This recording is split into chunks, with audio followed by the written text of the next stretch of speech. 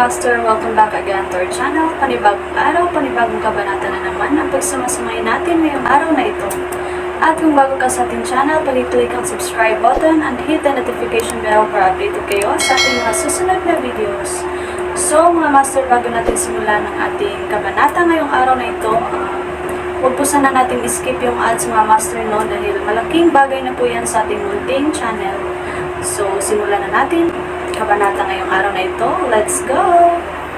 Kabanata 2796-2820. Kabanata 2776.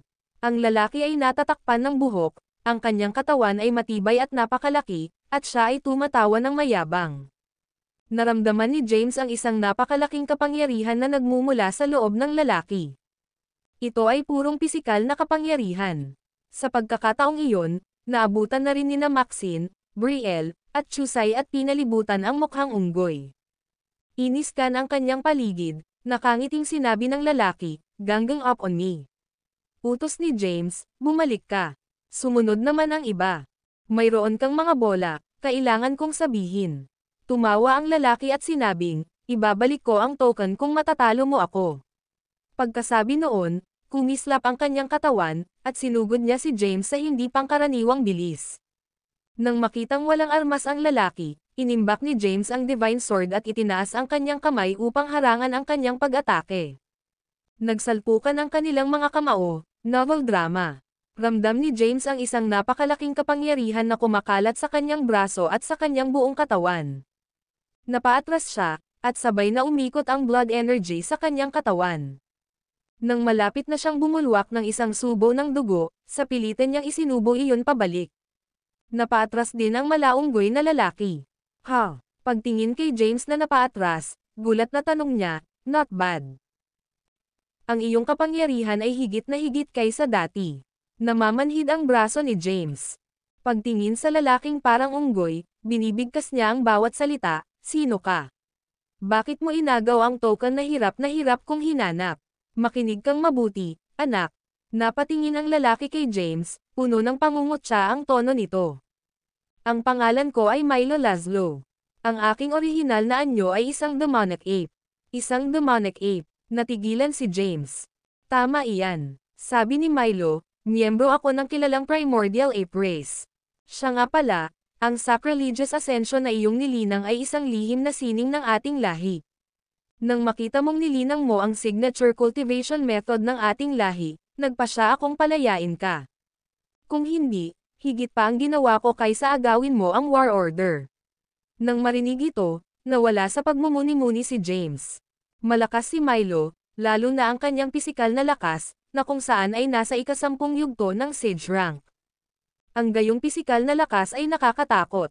Hindi lang iyon, ngunit tiyak na bihasa rin siya sa sacrilegious ascension. Alam ni James na hindi siya maaaring magwagi sa isang laban.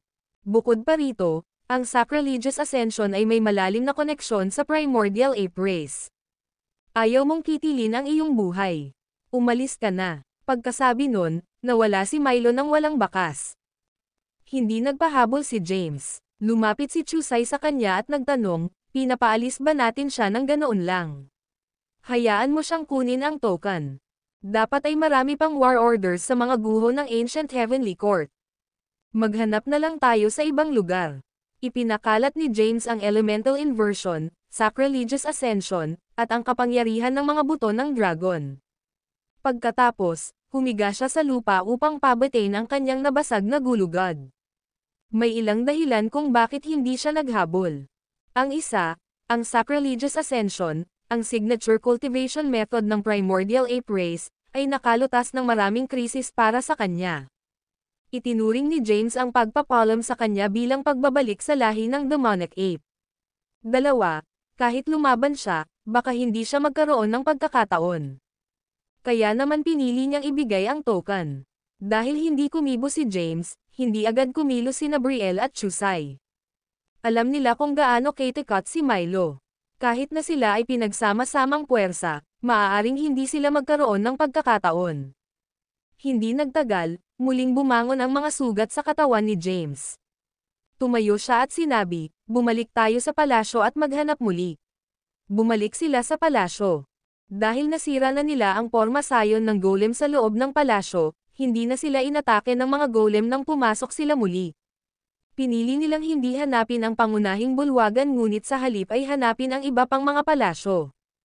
Ang Alchemy Chamber. Ang video na ito ay edited by Urban Storytelling. Kabanata 2777. Dumating sila sa pintuan ng isang palasyo, kung saan nakasulat ang ilang mga sinaunang karakter. Tumingin si Maxine sa mga tarangkahan at sinabing, James, dito dapat itago ng Diyos ng digmaan ng Ancient Heavenly Court ang kanyang elixir. Ma'am, tumanggo si Chusay at nagsabi, ang mga elixir ay kapaki-pakinabang para sa lahat ng mga magsasaka. Sana may natitira pang elixir sa palasyong ito. Kung makakakuha ako ng kahit ilan sa mga ito ay magiging isang dakilang probedensya. Tingnan natin ang paligid. Naglakad si James patungo sa pinto at itinulak iyon. Correct. Bumukas ang pinto. Sa sandaling iyon, isang nakakaakit na halimuyak ang nagmula sa loob. Sobrang concentrated ang bango na nagpasigla sa katawan ni James, novel drama. Ang kanyang mga pores ay lumuwag at bamuka, galit na hinihigop ang kapangyarihan na nakapaloob sa loob ng halimuyak. This smells so good. What concentrated power. Gulat na gulat ang iba. Tumingin si James sa alchemy chamber. Ilang daang metro kwadrado lamang ang laki ng silid, at maraming mga aparador sa loob. Sa mga aparador ay may ilang maliliit na drawer, kung saan may nakasulat na mga karakter. Gayunpaman, hindi maintindihan ni James ang kahulugan ng mga salitang iyon. Pumasok siya at casual na binuksan ang isa sa mga drawer. Wala sa loob. Ganon din ang ginawa ng iba pero wala naman. Ang mga labi ng herb powder ay matatagpuan sa loob ng ilan sa mga drawer. Marahil ang elixir ay natunaw pagkatapos ng mahabang panahon na lumipas. Ha! Bulalas ng isang tao. Nang marinig ito, napalingon ang lahat kay Brielle. Nagbukas siya ng drawer, naglabas ng isang makinang na bote, at nagbuhos ng gintong elixir mula sa loob. Ang elixir ay kasing laki ng hinlalaki. Nagradiated ito ng nakakasilaw na gintong liwanag at naglabas ng nakakaakit na halimuyak. James, may buo na elixir. Sigaw niya. Naglakad si James papunta sa kanya, at ganoon din sina Maxine at Chusay. Napatingin ang dalawa sa drawer. Ang elixir ng siyam na kamatayan. Sabi ni Maxine, this is the elixir of 9 deaths. Tanong ni James, ano iyon? Sabi ni Maxine, paano ko malalaman? Isinasalin ko lang ang mga salita dito. Tumingin si James kay Chusay at nagtanong, narinig mo na ba ito dati? Umiling si Chusay at sinabing, hindi ko pa ito narinig. Ito ay isang bagay mula sa Ancient Heavenly Court Age kung tutuusin. Sabi ni Maxine, karamihan sa elixir dito ay na-corroded at natunaw na. Tanging ang elixir na ito ang nanatiling buo. Ito ay dapat na isang banal na bagay. Napaisip si James at sinabing, tahan na. Hayaan mong tanungin ko ang spirit tool sa loob ng celestial abode. Spirit tool, narinig mo na ba ang elixir of 9 deaths? Tinanong ni James ang spirit tool sa celestial abode. Hindi nagtagal, tumugon ang spirit tool, oo, mayroon ako. Tuwang-tuwa, nagmamadaling nagtanong si James, ano ang pinagmulan nito? Sinabi ng spirit tool, noong naglalakbay ako kasama si Emperor Jabari, minsan ay nagpunta kami sa isang guho at nakahukay ng isang sinaunang teksto, kung saan mayroong mga tala ng elixir of 9 deaths. Ang elixir of 9 deaths ay napakalakas. Sinasabi ng alamat na makakakuha ka ng siyam na buhay sa pagkonsumo nito. Bukod pa riyan, sa bawat oras na mamamatay ka, ang iyong lakas ay tataas ng mga lukso at hangganan. Tanging isang cultivator sa Grand Emperor rank at mas mataas ang may kakayahang pinuhin ang elixir na ito. Gayunpaman, ang formula ng elixir of 9 deaths ay matagal nang nawala. Ito ay isang bagay mula sa Ancient Heavenly Court Age na hindi kailanman nagpakita ng sarili nito sa Primordial Age. Nang marinig ito, nakahinga ng maluwag si James. Sa pagkonsumo ng elixir, makakakuha siya ng siyam na buhay. Nakakakilabot, hindi nakakagulat na buo pa rin ang elixir. Lumalabas na ang cultivator lamang sa Grand Emperor rank o mas mataas ang may kakayahang linangin ito. Ang video na ito ay edited by Urban Storytelling. Kabanata 2778. Ang elixir of 9 deaths ay tinatawag ding elixir of 9 great tribulations. Sa pagkonsumo, makakakuha ka ng isang pagkakataon upang madagdagan ang iyong lakas. Sa bawat oras na ang iyong buhay ay nakabitin sa pamamagitan ng isang thread, ang kapangyarihan ng elixir ay isa aktibo, at makakakuha ka ng isang providence. Magkakaroon ka ng kabuuang 9 na providences. Nangangahulugan ito na makakakuha ka ng 9 na buhay pagkatapos ubusin ang elixir na ito. Ipinaliwanag ng Spirit Tool. Alam na ngayon ni James kung gaano katikat ang elixir na ito. Napatingin naman yung iba kay James. Tanong ni Brielle, "So, ano ang natutunan mo?" Isinalaysay ni James ang buong katotohanan. Nang marinig ito, natigilan si Brielle. Tanong niya, seryoso?" Nagkibit balikat si James at sinabing, "Iyan ang sinabi ng Spirit Tool sa loob ng aking celestial abode." Ang Spirit Tool ay nilikha ng isang Grand Emperor. Sa Primordial Age, naglakbay siya sa malayo at malawak kasama ng Grand Emperor. Kaya naman, napakatalino niya. Kung tungkol sa authenticity ng kanyang mga sinasabi, hindi ko matiyak. Ibinigay ni Brielle ang elixir kay James na may matingkad na ngiti at sinabing, "Para sa iyo, darling." Natigilan si James. Bakit? Ayaw mo dito?" Nawala ang ngiti sa mukha ni Brielle, at malamig niyang sinabi, "Ito ay bihirang elixir. Hindi ko ito ibibigay kahit kanino lang. Kung wala ka nito, aangkinin ko na lang ito bilang akin." Sabi ni James na seryoso ang mukha, "Dahil ikaw ang nakahanap nito, dapat sayo." Bilang karagdagan, ang elixir ay may mga kahanga-hangang katangian.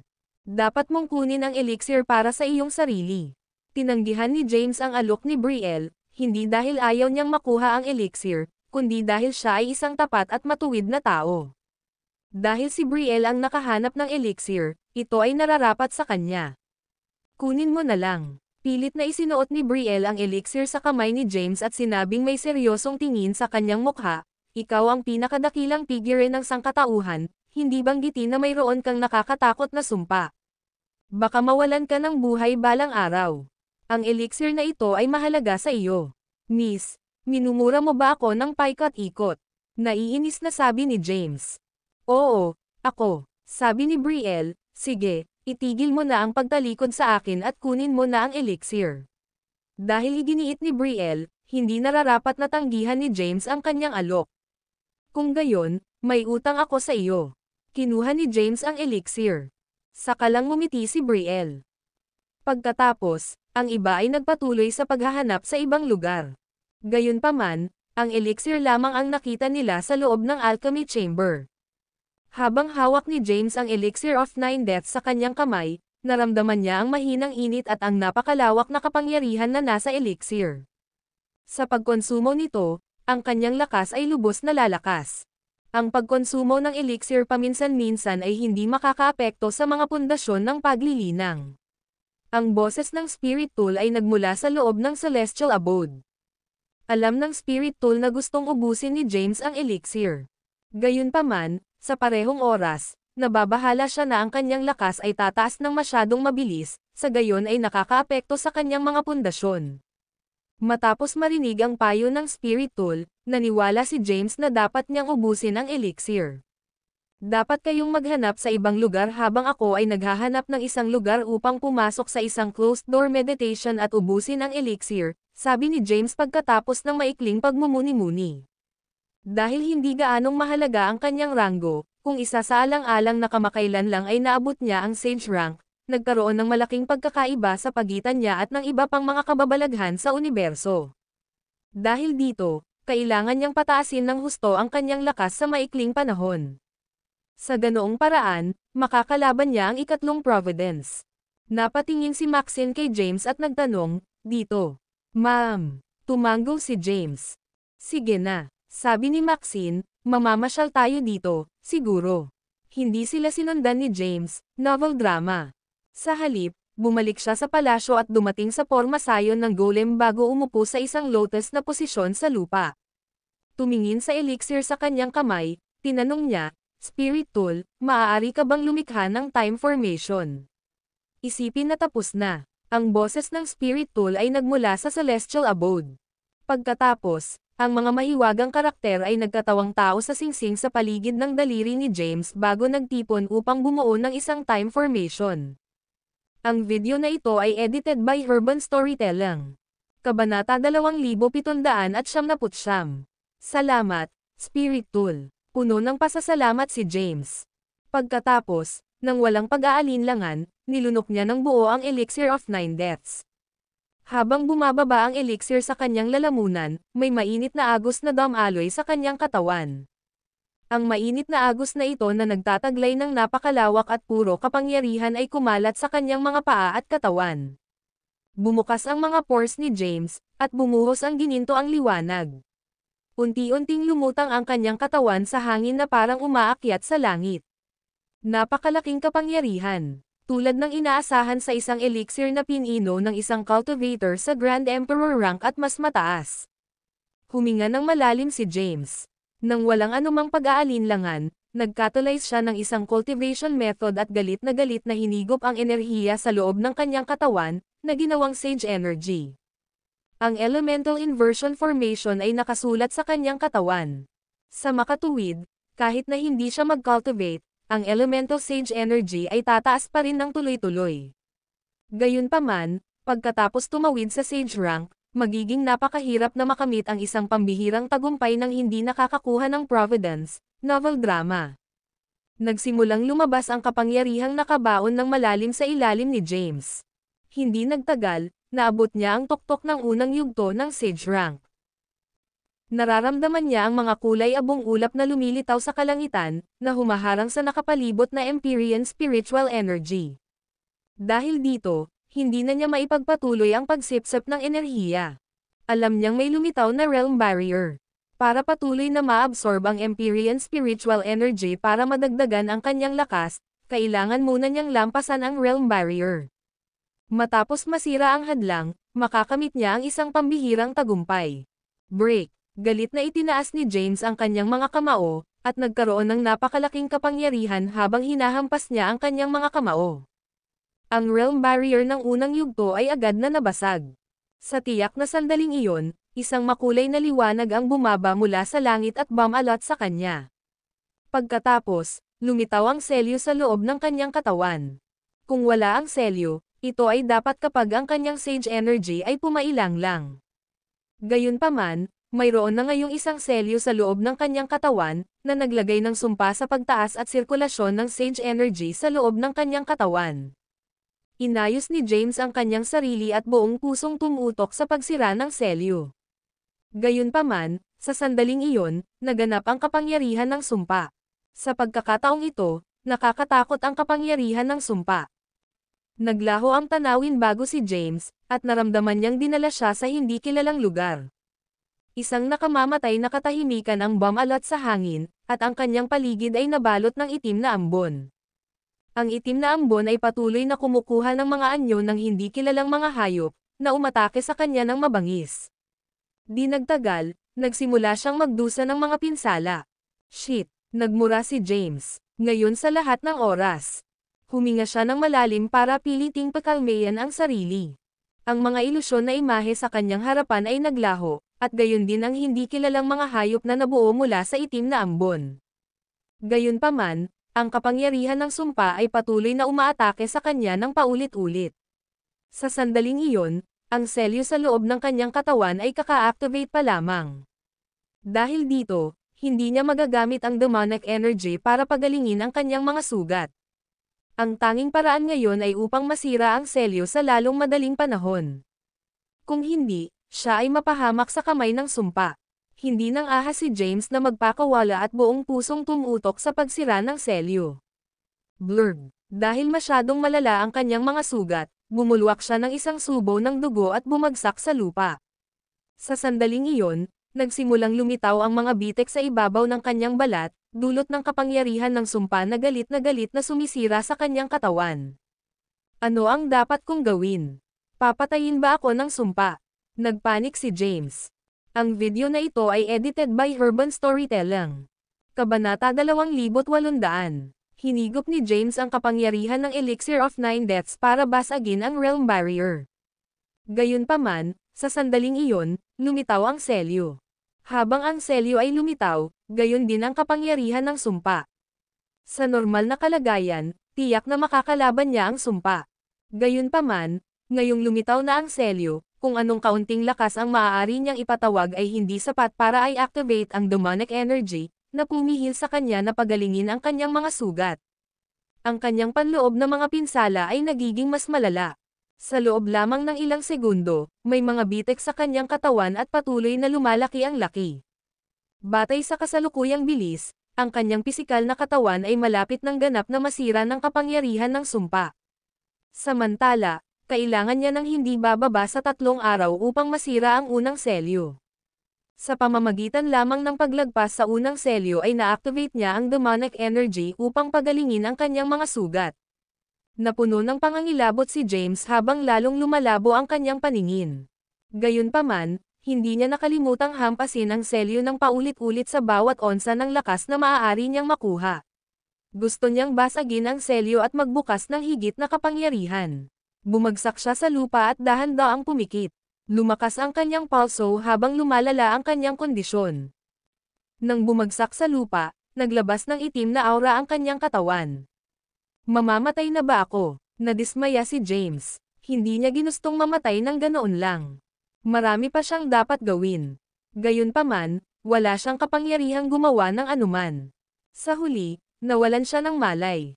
Isang araw matapos siyang mawalan ng malay, biglang lumitaw ang napakalaking kapangyarihan mula sa loob ng kanyang katawan.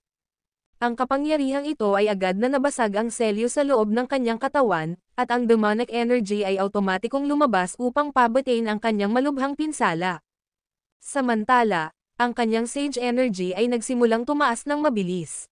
Ang kanyang ranggo ay tumaas mula sa ikalawang yugto ng sage rank patungo sa ika-4 na yugto. Unti-unting natauhan si James. Kaagad, naramdaman niya ang napakalaking kapangyarihan sa loob niya. Ano? Natigilan siya. Ako ay buhay. Hindi lamang iyon, ngunit nakagawa ako ng maraming tagumpay sa isang hilera. Ano ang nangyayari? Natarante si James. Pagkatapos, bumungad sa kanyang mukha ang realisasyon, novel drama. Oh, tama. Ito siguro ang kapangyarihan ng Elixir of 9 Deaths. Sa pagkonsumo, ililigtas ng elixir ang buhay ko hanggat nasa panganib ang buhay ko. Hindi lang iyon, pati na rin ang pagtaas ng lakas ko ng husto. Naalala ni James ang elixir. He exclaimed, "What a magical elixir!" Hindi niya akalain na makakaranas siya ng near-death scenario at maliligtas siya ng Elixir of 9 Deaths. Kung hindi dahil sa elixir, napatay na sana siya nang lumitaw ang kapangyarihan ng sumpa habang gumagawa siya ng isang pambihirang tagumpay. Huminga siya ng malalim. Pagkatapos, nakatulize niya ang sage energy sa loob ng kanyang katawan, na mas malaki kaysa dati. Dahil nag-aalala siya na hindi matatag ang kanyang ranggo, sinubukan niyang pigilan ang kapangyarihan sa loob ng kanyang katawan. Gayunpaman, ang kapangyarihan ay dalisay at puro, at hindi niya ito nagawang pigilan. Mukhang hindi pa unstable ang ranggo ko sa ngayon. Bulong ni James sa sarili, lubos na nakahinga. Nasa ika-4 na yugto ng sage rank. Batay sa kasalukuyang bilis, malapit na akong maabot ang 33rd stage ng sage rank, makakamit ang consolidation, at tatawid sa divine rank. Mas naunawaan na ngayon ni James ang mga hanay ng paglilinang. Ang video na ito ay edited by Urban Storytelling. Kabanata 2801. Sa opinyon ni James, kailangan niyang tumawid man lang sa divine rank para maituring na isang makapangyarihang figure. Ang lahat ng nabubuhay na nilalang sa ilalim ng banal na ranggo ay itinuturing na hindi gaanong kahalagahan. Ngayon, ang kanyang lakas ay limitado, at hindi pa siya nakipag-ugnayan sa isang cultivator sa divine rank. Dahil dito, hindi niya alam kung gaano sila kalakas. Matapos mag-isip sandali, tumayo si James at naglakad palabas ng time formation, novel drama. Ang kapangyarihan ng Elixir of 9 Deaths ay naabsorb na, at lahat ng natitirang kapangyarihan ay nakatago sa loob ng kanyang katawan. Sa susunod na kapag ang kanyang buhay ay nasa panganib muli, ang kapangyarihan ng elixir ay magiging aktibo. Matapos ubusin ang Elixir of 9 Deaths, mayroon na ngayong proteksyon si James. Nakakuha siya ng napakalaking benepisyo mula sa closed door meditation, at ang kanyang ranggo at kapangyarihan ay tumaas ng husto. Kung makakaharap niya si Milo ng Primordial Ape Race, tiyak na matatalo niya ito sa pagkakataong ito. Sa sandaling umalis siya sa time formation, dumiretso siya sa palasyo ng Diyos ng Digmaan. Sa isang sira-sirang palasyo, natagpuan niya sina Brielle, Maxine, at Chusai. Paano nangyari? May nakuha ka ba? Nakarinig ng kaguluhan, napalingon ang lahat. Natigilan sila nang makita si James. Sabi ni Brielle, akala ko nasa closed-door meditation ka. Isang araw na lang.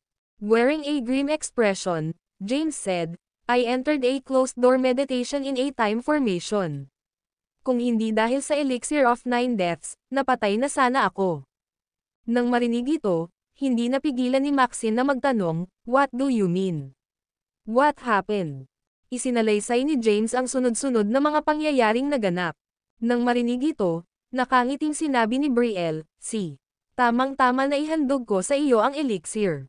Utang mo sa akin ang iyong buhay.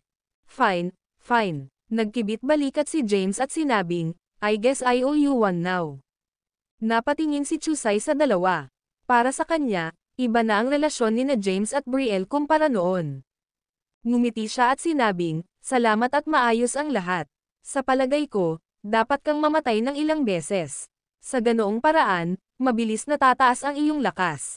Sa bawat oras na mamatay ka, maaari kang magkaroon ng providence, at tataas ang iyong lakas ng 2 yugto. Kung mamatay ka ng 9 na beses, maaabot mo ang ika-20 yugto ng Sage rank. Inilibot ni James ang kanyang mga mata at hindi pinansin si Chusai. Hindi niya nais na mamatay kapalit ng pagtaas ng kanyang lakas. Pagkatapos ng lahat, ang Elixir of Nine Deaths ay insurance lamang. Inilipat niya ang topic at nagtanong, what about you guys? May nahanap ba kayo? Umiling si Maxine at sinabing, wala kaming nakita. Marahil napakaraming oras na ang lumipas, at karamihan sa mga bagay sa loob ng palasyo ay naagnas na ng panahon. Nag-iisip, sinabi ni James, marahil ang providence na inilarawan ng Door God ay ang Elixir of Nine Deaths. I have a feeling that there's a providence inside the palace somewhere na hindi pa natin nahanap. Sabi ni Brielle, let's continue searching, then. Pagkatapos, nagpatuloy sila sa paghahanap sa lugar. Gayunpaman, pagkatapos suriin ang bawat sulok ng palasyo, wala silang mahanap na anumang bagay na kapaki-pakinabang. Lumilitaw na ang providence na tinutukoy ng Door God ay ang Elixir of Nine Deaths. Nang walang mahanap na iba, tumalikod sila para umalis. Ang mga guho ng Heavenly Court ay napakalaki, at ang rehiyon ay napakalawak na ito ay walang katapusan sa paningin. Bukod dito, maraming buhay na nilalang ang pumasok sa mga guho ng Ancient Heavenly Court. Gayunpaman, hanggang ngayon, Milo lang ang nakaharap ni James. Matapos iwanan ang mga guho ng War God Palace, pumasok sila sa isang abandonadong lungsod. Napakalaki ng lungsod na ito, at magaganda ang mga gusali doon. Bagaman marami ang bumagsak at ganap na naging mga durog na bato, makikilala ng isa ang kadakilaan ng lungsod sa pamamagitan lamang ng pagmamasid sa mga guho. Pagdating nila sa gate ng lungsod, nakaramdam agad sila ng iba't ibang aura. Huminto si James at sinabing, may mga buhay na nilalang sa lugar na ito. Mag-ingat ka.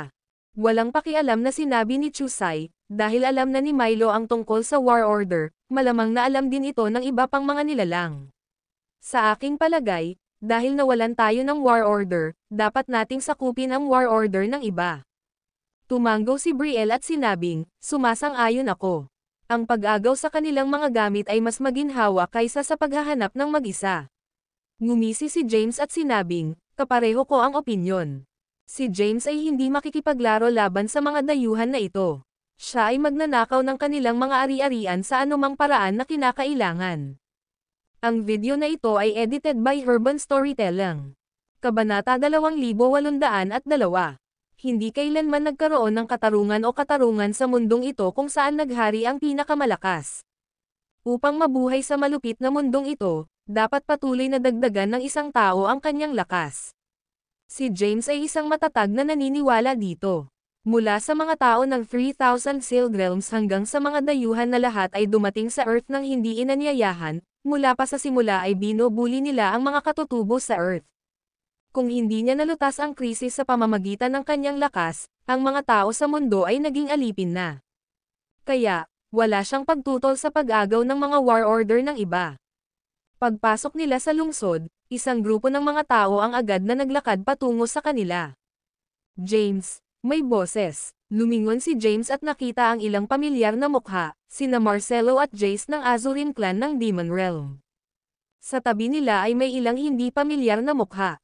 Gayunpaman, naglabas sila ng nakakatakot na aura.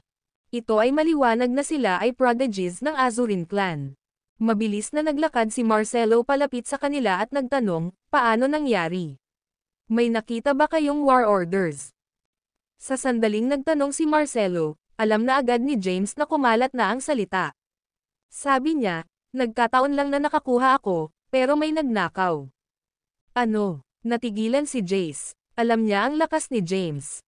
Kabilang sa mga nabubuhay na nilalang na nakikipagkompetensya para sa ikatlong pakay, siya ay tiyak na nireranggo sa nangungunang 20. Sino nga ba ang may kakayahang agawin ang kanyang mga gamit? Ma'am. Mapait na ngiti ang isinuot ni James habang sinabing, miyembro iyon ng Primordial Ape Race. Siya ay makapangyarihan, at ang kanyang pisikal na lakas ay nakakatakot lalo na. Dapat ay umabot na ito sa ika-10 yugto. Nang marinig ito, napakunot ang noo ni Marcelo at sinabing, kailangan mong magsikap, James. Nagsimula nang kumalat ang balita. Mayroon lamang 33 war orders sa mga guho ng Ancient Heavenly Court. Kapag lumitaw na ang lahat, ang 33 yugto ay isa aktibo. Tumanggaw si Jace at sinabing, sa totoo lang. 33 buhay na nilalang lamang ang may kakayahang makipagkompetensya para sa pangwakas na paglalaan.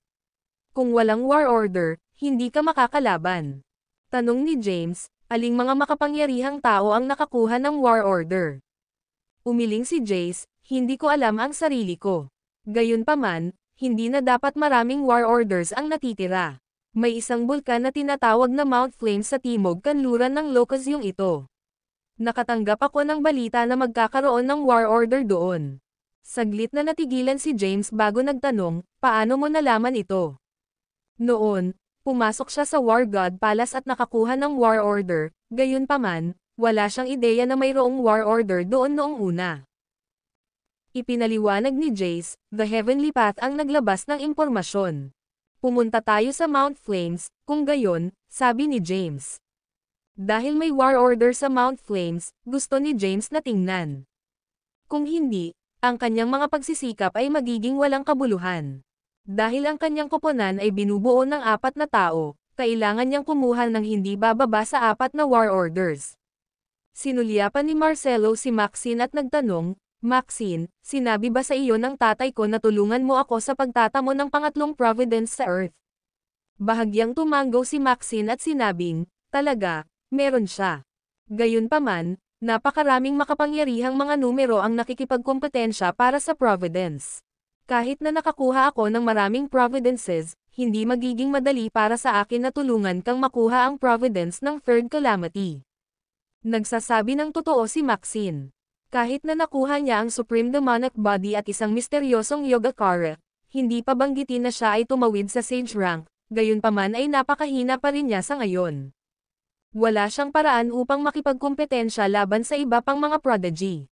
Sabi ni Marcelo, I'm content knowing I have your assistance. Nanatiling tahimik si James. Ito ay walang kinalaman sa kanya, kung tutuusin, novel drama. Ang Panginoon ni Maxine ay ang ama ni Marcelo. Wala siyang karapatang makialam sa sino mang gustong sundin ni Maxine. Ang video na ito ay edited by Urban Storytelling. Kabanata 2803. Sabi ni Jace, halika, umalis na tayo. Maraming makapangyarihang tao ang tumungo na sa Mount Flames. Any later at ang war order ay sa iba na, novel drama. Tumanggaw si James at sinabing, kung ganoon, sabay na tayo. Hindi pumasok si James sa lungsod. Matapos makatagpo sina Marcelo, Jace, at ang iba pa sa Demon Realm, tumungo siya sa Mount Flames sa tabi nila. Pagkatapos ng tuloy-tuloy na paglipad sa loob ng kalahating araw, sa wakas ay nakarating sila sa rehiyon kung saan matatagpuan ang Mount Flames. Ang Mount Flames ay isang bundok sa apoy. Habang papalapit sila sa bundok, naramdaman nila ang matinding init. Itinuro ni Jace ang bundok na naglalagablab sa harapan nila at sinabing, iyan ang Mount Flames. Batay sa aking kasalukuyang impormasyon, ang bundok na ito ay may kasaysayan. Oh, tumingin sa kanya si James at sinabing, "Pray tell." Ipinaliwanag ni Jace, batay sa impormasyon ng Heavenly Path, ang apoy ng Mount Flames ay lubhang natatangi. Sila ang Flames of Samadhi mula sa Alchemy Furnace ng Grand Holy Master sa Ancient Heavenly Court Age. At kahit na ang kapangyarihan ng apoy ay isang anino ng kanilang mga dating sarili, gayunpaman ay nakakatakot pa rin sila. Sinasabi ng alamat na ang tunay na Flames of Samadhi ay maaaring sumunog kahit isang Grand Emperor. Maikling ipinaliwanag ni Jace ang pinagmulan ng Mount Flames. Sumulong sila patungo sa Mount Flames at hindi nagtagal ay nakarating sila sa paanan ng bundok. Sa oras na dumating sila, ang temperatura ay nakakatakot na mataas. Maging si James at ang iba pa ay ramdam na ramdam ang matinding init at basang-basa sila sa pawis. Maraming buhay na nilalang ang natipon malapit sa paanan ng bundok.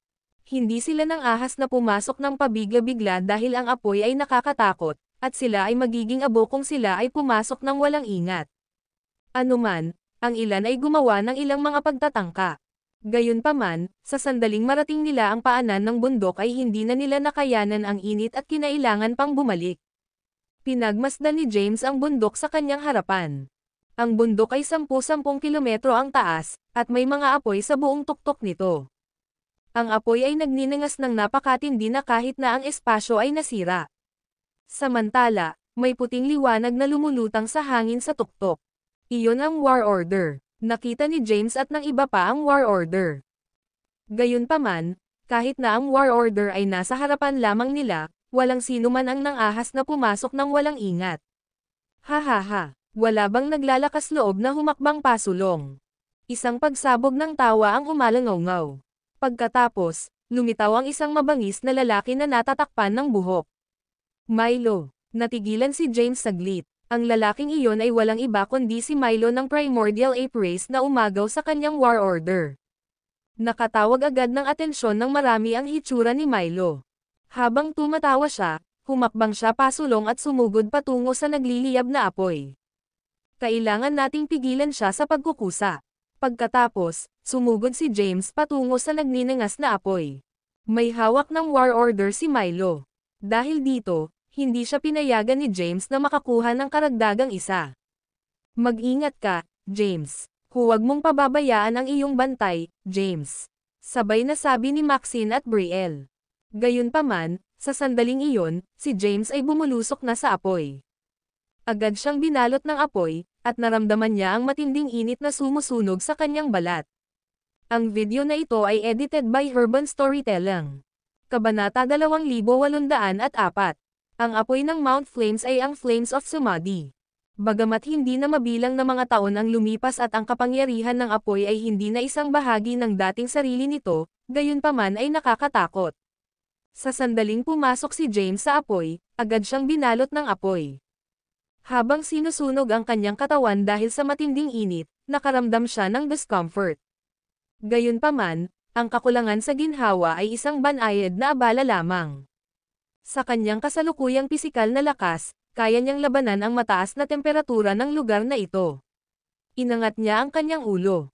Nasa kalagitnaan na ng bundok si Milo. Ang kanyang pisikal na lakas ay parehong nakakatakot at nagawa niyang labanan ang apoy. Hindi ako papayag na makuha niya ang War Order kahit gaano pa kamahal. Alam ni Jarnes na limitado ang bilang ng mga War Order sa mga guho ng Ancient Heavenly Court. Sa kabuuan, mayroon lamang 33 sa kanila. Sa pagkakataong ito, napakaraming buhay na nilalang ang nakikipagkompetensya para sa 33 War Order lamang sa mga guho ng Ancient Heavenly Court. Dahil dito, isang tunay na makapangyarihang figure lamang ang makakakuha ng War Order. Pinakatalyze ni James ang Sage Energy para protektahan ang kanyang katawan. Sa isang layer ng Sage Energy na nagpoprotekta sa kanyang pisikal na katawan, ang apoy ay wala ng epekto sa kanya. Binilisan niya ang kanyang takbo at umarangkada patungo sa Milo. Kasabay nito, maraming buhay na nilalang ang nagtipon sa paanan ng bundok. Ito ang mga naunang nakatanggap ng balita, at marami pa ang papunta rito. Ang kanilang pisikal na lakas ay parehong nakakatakot. Magagamit nila ang kanilang pisikal na katawan upang labanan ang apoy. Siguro kung maaabot nila ang tuktok at makuha ang order ng digmaan. Maraming buhay na nilalang ang nagtipon at nanonood ng karera. Nang mga sandaling iyon, nasa kalagitnaan na ng bundok si James, novel drama. Kahit na ang kanyang pisikal na katawan ay umabot na sa ikapitong yugto ng Sage rank, hindi pa banggitin na siya ay protektado ng isang layer ng Sage energy, pakiramdam niya ay hindi na siya makakatagal ng mas matagal. Ang kanyang pisikal na katawan ay maliwanag na pula na ngayon, at ang temperatura sa ibabaw ng kanyang balat ay umabot sa isang hindi kapani-paniwalang antas. Kung magpatuloy pa siya, maaari siyang mapahamak dito. Si Milo naman ay nagpatuloy sa pagpindot pasulong. Hindi nagtagal, narating niya ang tuktok ng bundok. Sa pagkakataong iyon, medyo bumagal din ang kanyang bilis. Ang kanyang pisikal na katawan ay malapit na rin sa limitasyon nito. Huminga ng malalim si James. Pagkatapos, nakatulize niya ang elemental inversion at ginawang fire attribute ang kanyang katawan. Dahil ang kanyang katawan ay isang elemental na banal na katawan, pagkatapos na i-convert ang kanyang katawan sa fire attribute, ang katangian ng kanyang katawan ay nagbahagi na ngayon ng parehong pinagmulan ng apoy. Dahil dito, tumaas ang kanyang pagtutol sa apoy, at binilisan niya ang kanyang bilis. Hindi nagtagal, naabutan niya si Milo. Buong lakas na nilalabanan ni Milo ang apoy. Nang maramdamang papalapit na si James, hindi niya maiwasang lumingon at masulyapan siya. Ang buhok sa kanyang ulo ay ganap na nasunog. Siya ay kalbo, ang kanyang mga pisngi ay namumula, at siya ay nasa isang kahabag-habag na kalagayan. Nang makita niya si James ay hindi niya maiwasang mapang-angga. Haha, hindi ko akalain na mararating mo ang lugar na ito gamit ang iyong lakas. Minamaliit ko yata ang lakas mo. Nang makitang malapit na sa kanyang limitasyon si Milo, binalaan ni James, mag-ingat na huwag mag-overexert sa iyong sarili. Walang saysay na mawala ang iyong buhay dahil dito. Pagkatapos, humakbang siya pasulong. Nang siya ay gumawa ng ilang hakbang pasulong, isang bola ng apoy ang sumulpot patungo sa kanya, na nagtataglay ng napakalaking kapangyarihan. Ang apoy ay nagpalipad kay James, na bumagsak ng husto sa lupa at bumulwak ng isang subo ng dugo, na agad na sumangga sa sandaling ito ay nalantad sa init. Sa sobrang kahirapan, gumapang siya mula sa lupa at nagkatulize ng demonic energy upang pagalingin ang kanyang mga sugat.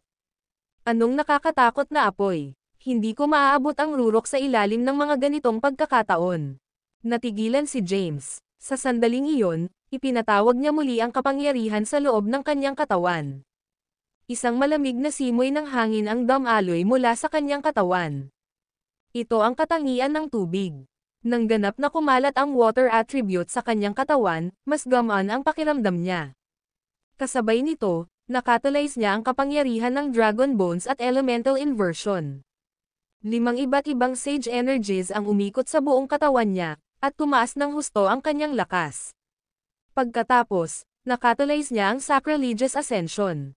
Pagkatapos gumamit ng maraming pamamaraan ng paglilinang ng sunod-sunod, at kasama ang kanyang elemental na banal na katawan, halos hindi niya napigilan ang apoy. Binilisan niya ang kanyang bilis, umangkas siya patungo sa tuktok ng bundok. Ang video na ito ay edited by Urban Storytelling. Kabanata 2805. Damn it! Nagmura si Milo nang makitang bumibilis si James. Sa sandaling iyon, hindi na siya nagpigil at nagsagawa ng Sacrilegious Ascension, ang signature cultivation method ng Primordial Ape Race. Ang kanyang lakas ay tumaas, at isang protection na hadlang ang bomb alot sa ibabaw ng kanyang balat. Binilisan niya ang kanyang takbo, naabutan niya si James. Nang mga sandaling iyon, malapit nang makarating si James sa tuktok. Ang apoy sa tuktok ay nag-alab lalo na ang lugar kung saan matatagpuan ang War Order, kung saan ito ay nababalot ng apoy. Sa sandaling iyon, lumitaw ang isang purple na Divine Sword sa kamay ni James. Break! Naglaslas siya gamit ang kanyang espada. Ang makapangyarihang sword light ay naputol sa hangin at naputol ang apoy sa kalahati. Pagkatapos, tumabi siya kay Chareng patungo sa War Order at mahigpit itong hinawakan. Akin! Isang dagandong ang nagmula sa kanyang likuran. Habang umaalingaw-ngaw ang dagandong sa buong lugar, isang figure ang sumugod sa kanya at itinaas ang kanyang palad para hampasin si James. Itinaas ni James ang kanyang kamay at iwinagayway ang Divine Sword. Isang alon ng sword energy ang naganap at pinilit si Milo pabalik. Kung paanong naobserbahan ni Milo ang pakikipaglaban ni James kay Yorick, kaya alam niya kung gaano kalakas si James, lalo na ang kanyang mga diskarte sa espada. Nag-iingat sa pakikipaglaban kay James ng direkta, pinili niyang umiwas sa kanyang pag-atake. Sa sandaling umiwas siya, umatras na si James kasama ang War Order. Mabilis niyang hinabol at hinampas ang likod ni James, na gustong agawin ang War Order. Inimbak ni James ang Divine Sword. Nang maramdaman ang malakas na pagbabago-bago ng enerhiya sa likod niya, nagdilim ang mukha niya, gaano kapurient. Tumalikod siya at hinampas ng palad niya. Nagtama ang kanilang mga palad. Naramdaman na lamang ni James ang napakalaking kapangyarihan na bumagsak sa kanya bago pinalipad. Siya ay ipinadala na lumipad palabas ng Mount Flames at bumagsak ng husto sa lupa. Bago pa siya gumapang ay naabutan na ni Milo. Nakatayo sa harap niya, iniunat niya ang kanyang braso at sinabing, "Ibigay mo ito." Tumayo si James mula sa lupa at pinunasan ang bakas ng dugo sa kanyang labi habang nakangiting sinabing, "Dream on." Dati, na-forfeit ko ang War Order dahil may utang ako sa lahi mo. Ngayong naibalik ko na ang pabor, kailangan mong tumawid sa patay kong katawan para makuha itong War Order. Kasabay nito, ang Divine Sword ay nagmaterial sa kanyang kamay. Alam ni James na mas malakas si Milo ngayon pagkatapos gamitin ang Sacrilegious Ascension. Gayunpaman, ganoon din ang nangyari sa kanya. Noon, nasa unang yugto pa lang siya ng Sage rank. Ngayon, nasa 4th stage na siya. Ang pagsasagawa ng arcane arts sa unang yugto ay ganap na naiiba sa pagganap ng mga ito sa ika-4 na yugto. Hawak ang Divine Sword sa kanyang kamay, sumambulat ang aura sa katawan ni James. "Halika." Itinutok ni James ang Divine Sword sa kanya. Dumilim ang mukha ni Milo habang nakatingin kay James. Pagkaraan ng ilang oras, nakangiting sinabi niya, "Isipin mo itong pagkawala ko sa pagkakataong ito." Gayunpaman, ang pagkuha ng War Order ay hindi katumbas ng pagkuha ng Ultimate Providence. Magkita tayong muli sa 33 Stage Celestial Palace. Sana hindi mo ako bibiguin. Nga pala, nang maalala niya ang isang bagay, binalaan niya, kahit na tumaas ng husto ang iyong lakas, hindi ka pa rin makakapantay sa akin. Kailangan mong magsumikap mula ngayon. Sana ay lalo pang tumaas ang iyong lakas sa oras na umakyat ka sa 33 Stage Celestial Palace. Kung hindi, hindi ka magkakaroon ng pagkakataon laban sa akin. Iniwan ang walang awa na pananalita na iyon, tumalikod si Milo para umalis. Sa isang kisap mata, nawala siya sa paningin ng lahat. Phew, nakahinga ng maluwag si James, novel drama.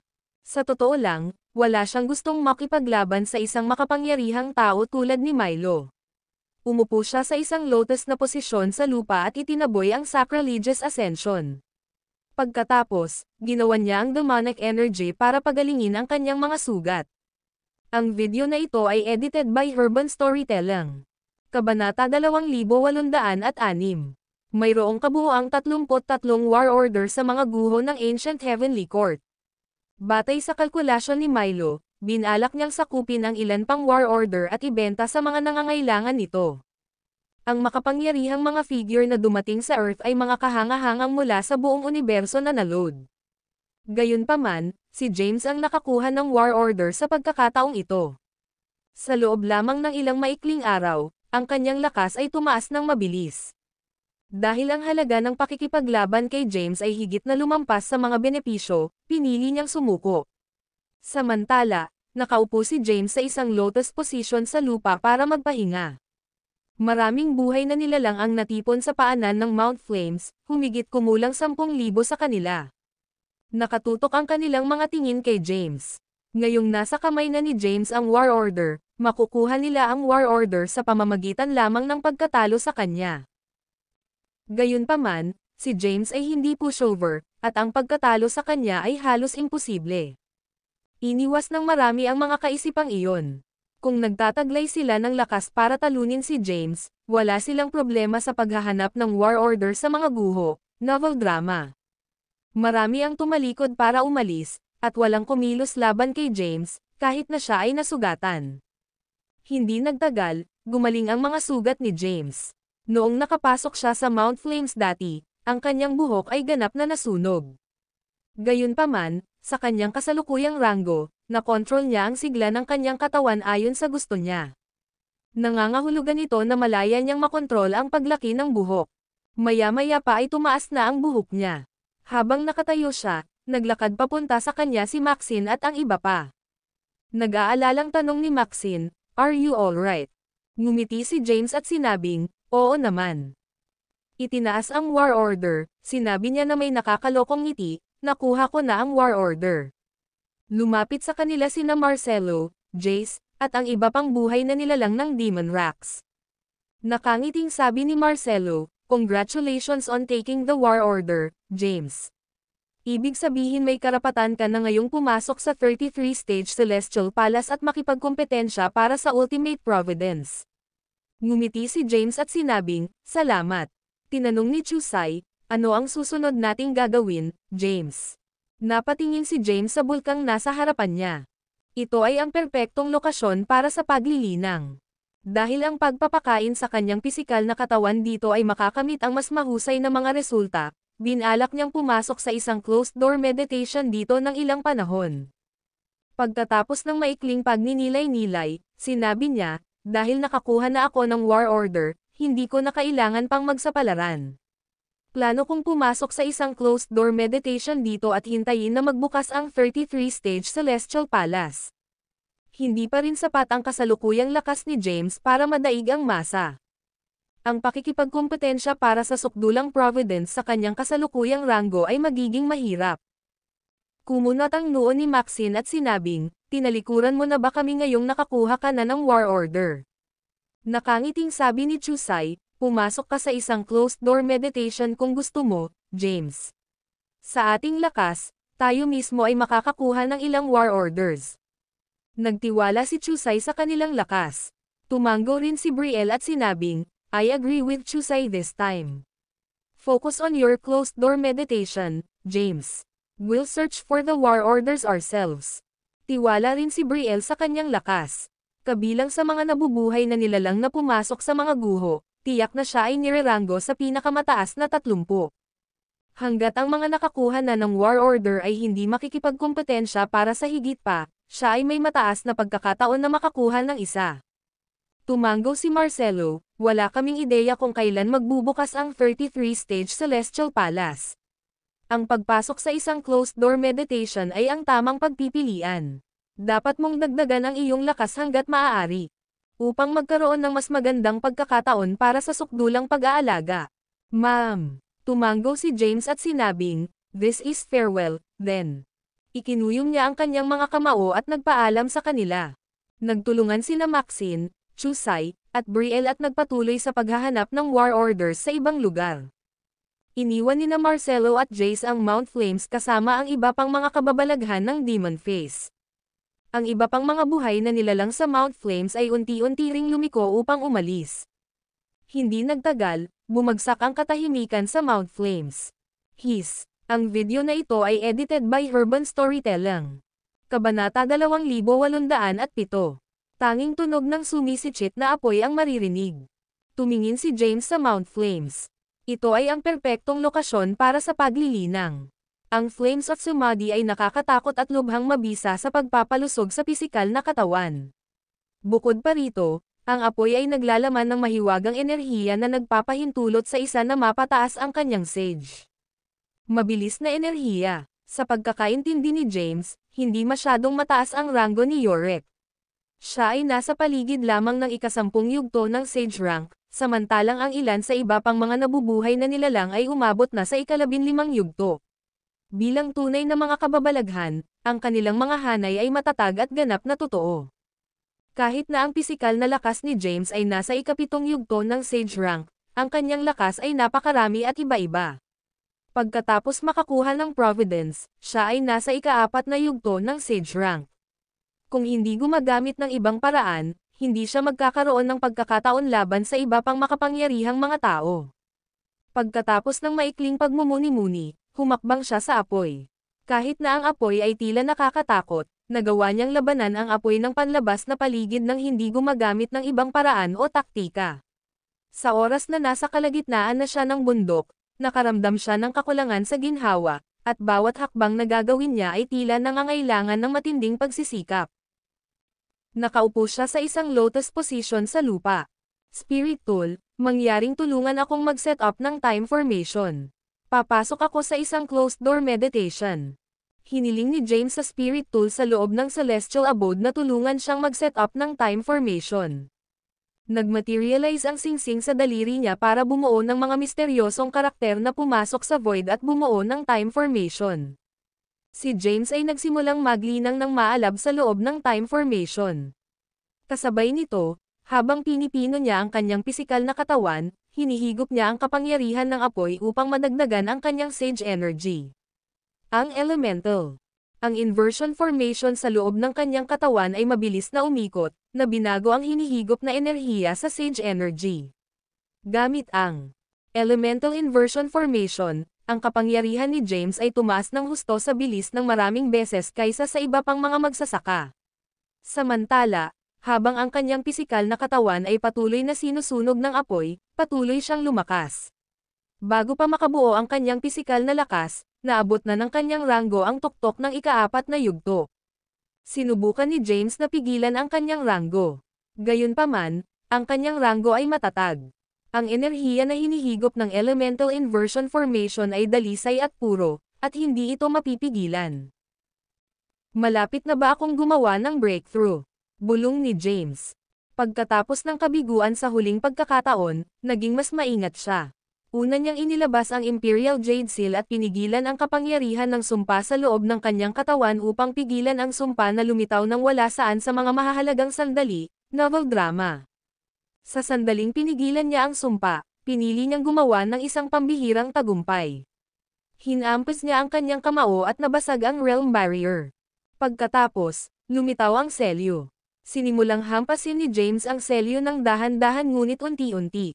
Walang hindi inaasahang nangyari sa panahon ng tagumpay na ito, at madali siyang tumawid sa 5th stage ng Sage rank. Sa panahon ng closed door meditation, lumipas ang 1 taon sa labas ng mundo. Samantala, maraming mahaba at masakit na taon ang lumipas sa time formation. Ang 1 araw sa labas ng mundo ay 3 buwan sa oras. Pagbuo, ang 1 taon sa labas ng mundo ay nangangahulugan na siya ay gumugol ng 71 taon sa closed door meditation. Ang 71 taon ay malapit sa 1 siglo. Pagkaraan ng malapit sa 1 siglo, nakagawa lamang siya ng isang pambihirang tagumpay sa 5th stage, hindi pa banggitin na ito ay sa ilalim ng mga pangyayari kung saan mayroong isang elemental inversion formation sa loob ng kanyang katawan. Kung hindi, maaaring kailangan niya ng mas maraming oras upang makamit ang isang pambihirang tagumpay. Talagang wala siyang ideya kung paano nag-cultivate ang ibang mga cultivator para madagdagan ang kanilang cultivation base ng napakabilis. Sa wakas ay nasa 5 yugto na ako ng Sage rank, at ang aking pisikal na lakas ay malapit na ring makagawa ng isang pambihirang tagumpay. Mananatili ako sa isang closed door meditation ng ilang sandali. Kapag ang aking pisikal na lakas ay umabot sa 8 yugto ng Sage rank, aalis ako sa lugar na ito, bulong ni James. Ang video na ito ay edited by Urban Storytelling. Kabanata 2808. Ang pagtaas ng pisikal na lakas ng isang tao ay medyo mas madali. Hanggat kaya niyang tiisin ang sakit at hayaan ang kanyang katawan na masugatan ng husto, lalago lamang ang kanyang pisikal na lakas. Sakit, mga pinsala. Tiniis ni James ang hindi masusukat na sakit at pagdurusa sa lahat ng ito. Ang kanyang pisikal na katawan ay nasusunog sa apoy. Hindi sana nakayanan ng mga ordinaryong magsasaka ang matinding init. Gayunpaman, nasanay na si James dito. Kahit na namumula na ang balat niya, hindi man lang siya napangiwi. Pagkatapos, ginawa niyang catalyze ang Novenary Golden Body CD upang sumipsip ng enerhiya ng apoy upang madagdagan ang kanyang pisikal na lakas, novel drama. Hindi alintana, ang kanyang pisikal na lakas ay tumaas sa bilis ng snail. Si James ay pumasok sa isang closed door meditation para sa isa pang 50 taon. Noon lamang tumaas ang kanyang pisikal na lakas hanggang sa 8 yugto ng Sage rank. 1 taon at kalahati na ang lumipas sa labas ng mundo. Kahit na wala siyang ideya kung ang 33-stage Celestial Palace ay nagbukas, alam niyang kailangan niyang iwanan ang kanyang closed door meditation at gumala sa labas. Kung pinalampas niya ang pagkakataong makipagkompetensya para sa Diyos, ang lahat ay magiging walang kabuluhan. Tumayo siya at naginat. Naramdaman niya ang napakalaking kapangyarihan sa loob ng kanyang katawan, ngumiti siya ng kasiya siya.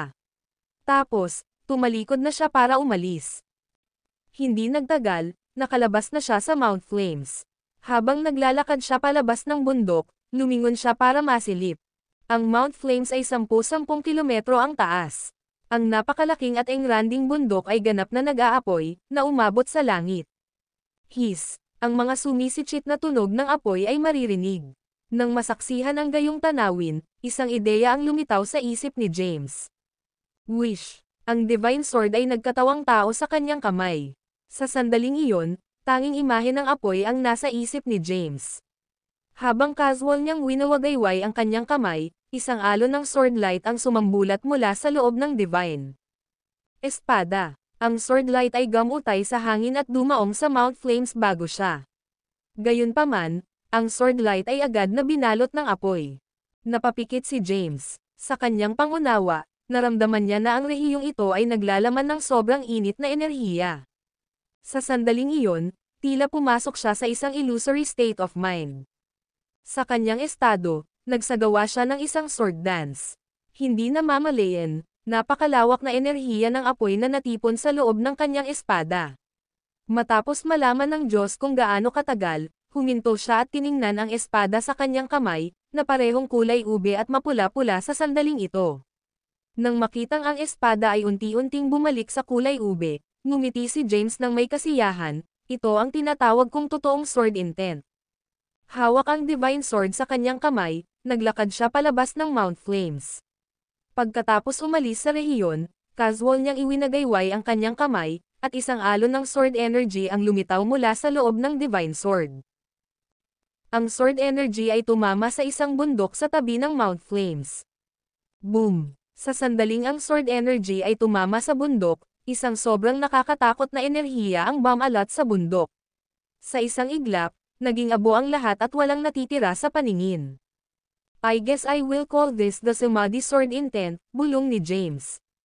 Pagkatapos, nang hindi lumingon, tumalikod siya para umalis.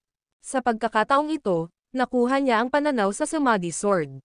Layunin kong nagkataon. Pinahintulutan nito ang kapangyarihan ng kanyang pagiging espada na tumaas pa, na nagpapahintulot sa kanya na makakita ng isang kislap ng pag-asa upang makipagkompetensya para sa sukdulang probidensya. It's been a year and a half. I wonder what's going on inside the ruins. Nagmamadaling umalis si James sa lugar at nagtungo sa mga lugar na may mga tao. Mayroon lamang 33 war orders sa loob ng mga guho, na nangangahulugang 33 buhay na nilalang lamang ang makakakuha ng isang digmaan. Umorder at pumasok sa 33 Stage Celestial Palace. Gayunpaman, dahil ito ang mga guho ng Ancient Heavenly Court, maraming providences ang naghihintay. Yaong mga nabigo upang makakuha ng isang digmaan. Unti-unting ibinaling ng order ang mga providences. Hindi nagtagal, dumating si James sa isang abandonadong lungsod. Nandito na siya dati, ngunit bago siya makapasok sa lungsod, tumungo siya sa Mount Flames kasama si Marcelo at ang iba pa. Ang video na ito ay edited by Urban Storytelling. Kabanata 2809. Dahan-daang naglakad si Amon sa mga lansangan. Nakasuot ng itim na roba, mahaba ang itim na buhok niya at medyo gwapo ang mukha. May suot siyang composed smile sa kanyang mukha. Si James iyon. Maraming buhay na nilalang ang natipon sa pintuang bayan, papasok at palabas ng lungsod. Lumikha ng kaguluhan ang hitsura ni James. Dumating na si James. May umuungal. Sa isang ganap na buo na gusali sa lungsod, isang mabangis na lalaki ang nakaupo sa isang upuan. Napuno siya ng pagkabalisa. Sa sandaling iyon, isang lalaki ang sumugod at lumuhad sa isang tuhod, na magalang na binati, "Guro, dumating na si James." Nang marinig ito, biglang tumayo ang mukhang mabangis na lalaki at tuwang-tuwang nagtanong, "Talaga?" "Oo, nakarating na siya sa gate ng lungsod." "Mabuti. Ipaalam sa lahat ng ating malalakas na mandirigma na maghanda para sa labanan. Sasalakayin natin si James sa lahat ng panig at sakupin ang kanyang war order." "Naiintindihan." Sa nakalipas na taon at kalahati kung saan si James ay nasa closed-door meditation, wala siyang ideya na maraming war orders ang lumitaw. Bawat pagpapakita ay hudyat ng simula ng isang mabangis at madugong labanan. Hindi mabilang na mga magsasaka ang nakipaglaban sa isa't isa para makuha ang war order. Sa ngayon, ang mga may hawak na war order ay nagtago na sa kanilang sarili. Napakaraming buhay na nilalang ang nabigong makakuha ng isang war order, kaya sa sandaling magpakita sila ng kanilang mga sarili, hindi mabilang na mga cultivator ang tiyak na sasamantalahin ang pagkakataon na nakawin ang kanilang war order. Sa sandaling dumating si James sa mga tarangkahan ng lungsod, naakit niya ang mga kakaibang tingin ng marami. Si James ay isa sa mga pinakaunang nakakuha ng war order, tama ba? Oo, nakuha niya ang war order sa Mount Flames. Halos 1 taon at kalahati na ang nakalipas. Kung tama ang mga kalkulasyon ko, ang war order na nasa kanya ang dapat na pangalawa. Si Milo ang unang nakakuha. Sa katunayan, gayunpaman, 6 na buwan na ang nakalipas, may ilang makapangyarihang tao ang bumuo ng isang grupo at tinugis siya. Si Milo ay malubhang nasugatan. Sa huli, ang kanyang war order ay naalis. Sa sandaling ito, 30 war orders ang lumitaw na. Ngayon, 3 na lang ang natitira. Kapag lumabas na ang huling 3, ang 33 yugto ng Celestial Palace ay bubuksan. Nagdulot ng kaguluhan ang hitsura ni James. Nang marinig ito ni James ay nagsalubong ang mga kilay. Paano hindi ka panipaniwala? Kahit na ang war order ni Milo ay nasamsam, novel drama. Alam ni James kung gaano kalakas si Milo. Bilang isang miyembro ng Primordial Ape Race, nagtataglay siya ng nakakatakot na lakas, hindi banggitin na siya ay nagsagawa ng sacrilegious ascension. To think na kahit ganoong nilalang ay hinahabol. Sa totoo lang, mahirap paniwalaan ito ni James. Ngayon, gustong-gusto niyang pumasok sa lungsod at tanungin kung ano ang nangyari sa mga guho sa nakalipas na taon at kalahati. Gayunpaman, pagdating niya sa mga tarangkahan ng lungsod, maririnig ang ingay ng mga knight na nakasuot ng bakal. Nakasakay sila sa mga unicorn na ilang metro ang taas at ganap na natatakpan ng itim na kaliskis. Sa mga unicorn ay isang grupo ng mga ganap na armadong sundalo. Sinugod nila si James at pinalibutan siya. Pagkatapos, humakbang pasulong ang isang mukhang mabangis na lalaki na nakasuot ng itim na balabal na mga 230 sentimetro ang taas. Nang makita ang porma sayon na ito, ang mga nakapaligid na buhay na nilalang ay umatras sa likuran. Nang makita ito, napataas ang kilay ni James. Alam niyang pag-alit ang taong nasa harapan niya. Pagtingin sa mabangis na mukhang lalaki, naikuyom niya ang kanyang mga kamao at sinabi, "Ano ang kahulugan nito, sir?" Lumakad ang lalaki papunta kay James at inabot ang kanyang braso, "Huwag mong sabihing hindi kita binigyan ng pagkakataon, James. Ipasa ang war order at baka iligtas ko lang ang buhay mo." Ha ha ha, tumawa si James. Kaya sila ay pagkatapos ng kanyang war order sa huli. Kung ganoon, ipakita mo sa akin na kaya mong gawin ang ganoong gawain. Nawala ang ngiti niya na napalitan lang ng madilim na mukha. Ang video na ito ay edited by Urban Storytelling. Kabanata 2810. Katatapos lang ni James ng closed-door meditation na lubhang nagpapataas ng kanyang lakas. Ang kanyang ranggo ay umabot na sa ika-5 yugto ng Sage Rank, at ang kanyang pisikal na lakas ay umabot sa ika-8 yugto ng Sage Rank. Gayunpaman, hindi ito ang mga pangunahing punto. Ang pinakamahalaga sa lahat ay nagkaroon siya ng insight sa Flames of Samadhi. Ito ay hindi banggitin ang sword intent na nabuo mula sa mga pundasyon ng Flames of Samadhi. Gayunpaman, walang ideya si James kung gaano sila kakilakilabot dahil hindi pa niya ito ginamit sa labanan noon. Pinagmasdan niya ang mga kabalyero sa kanyang paligid. Lahat sila ay naglabas ng napakalaking aura. Sa isang sulyap, masasabi ni James na nasa ika-8 yugto na sila ng Sage Rank. Ang mabangis na mukhang lalaki, sa kabilang banda, ay nasa ika-10 yugto ng Sage Rank ayon sa konserbatibong pagtatantya. Dumilim ang mukha ni James habang nakatingin sa lalaki at nagtanong, "What's your name?" "I don't fight against nameless people." Tumawa ang lalaki at sinabing, "Tandaan mong mabuti ang pangalan ko, James. Ang pangalan ko ay Yorick Jar-Ida, ang Young Master ng Sword Realm, at ang Lord of the Sword Realm ng tatay ko." Nabalitaan ko na ang iyong mga diskarte sa espada ay walang kapantay. Hayaan mong subukan ko ang iyong tunay na lakas. Ngumiti si Yorick habang nag-uutos, atak. Habang nagbibigay siya ng utos, daan-daang kabalyero ang nag-awit ng kanilang mga espada, at daan-daang sword energies ang tumama kay James ng sabay-sabay. Iniwasan ni James ang mga pag-atake at lumitaw sa himpapawid. Dumagundong. Isang malalim na bitek ang lumitaw sa lupa.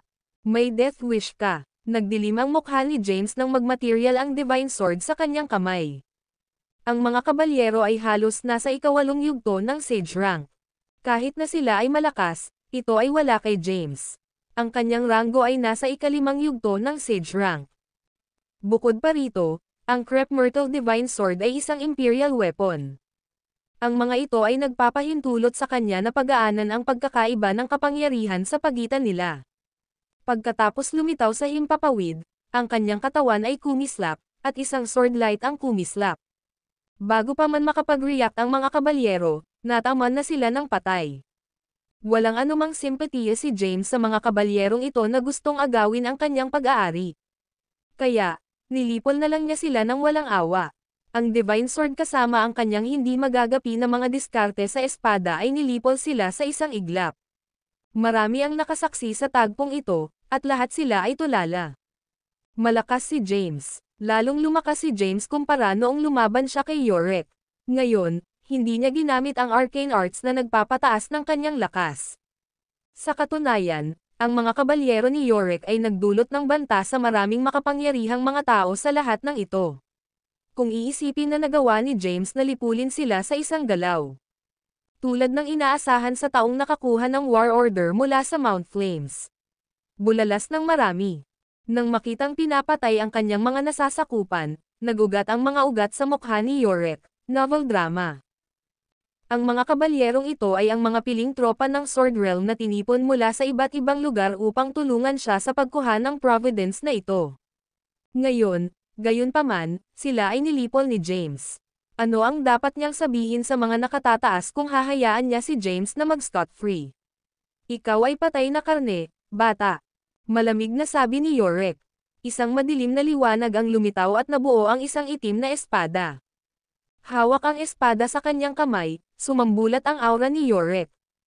Isang imperial weapon. Tama, ito ay isang imperial weapon. Ang Lord of the Sword Realms ay isang Grand Emperor. Bukod dito, ang Sword Realm ay sikat sa nakakatakot nitong swordsmanship. Dahil dito, ang swordsmanship ni Yorick ay dapat na pambihira. Sa sandaling ihayag ni Yorick ang kanyang imperial weapon, masasabi ng lahat kung ano iyon. Natigilan si James saglit. Napakaraming imperial weapons sa mundong ito. Hindi lang si Yorick, kundi pati si Yorick ay nagkaroon ng isa. Mukhang magkakaroon ng matinding labanan dito ngayon. Gayunpaman, hindi natakot si James. Sa totoo lang, nakaramdam siya ng saya. Ikaw ang perpektong guinea pig para subukan ang aking sword intent. Lumakas ang boses ni James. Mamatay. Ang video na ito ay edited by Urban Storytelling. Kabanata 2811. Umungol si Yorick at itinaas ang itim na espada sa kanyang kamay bago mabangis na laslas. Isang nakatatakot na sword light ang lumitaw at naputol sa ere, patungo sa direksyon ni James. Malakas ang aura ng sword light at napakalaki ng kapangyarihan nito. Nang maramdaman ang panganib, ang mga nakapaligid na buhay na nilalang na nanonood sa eksena ay nagmamadaling umatras sa likuran.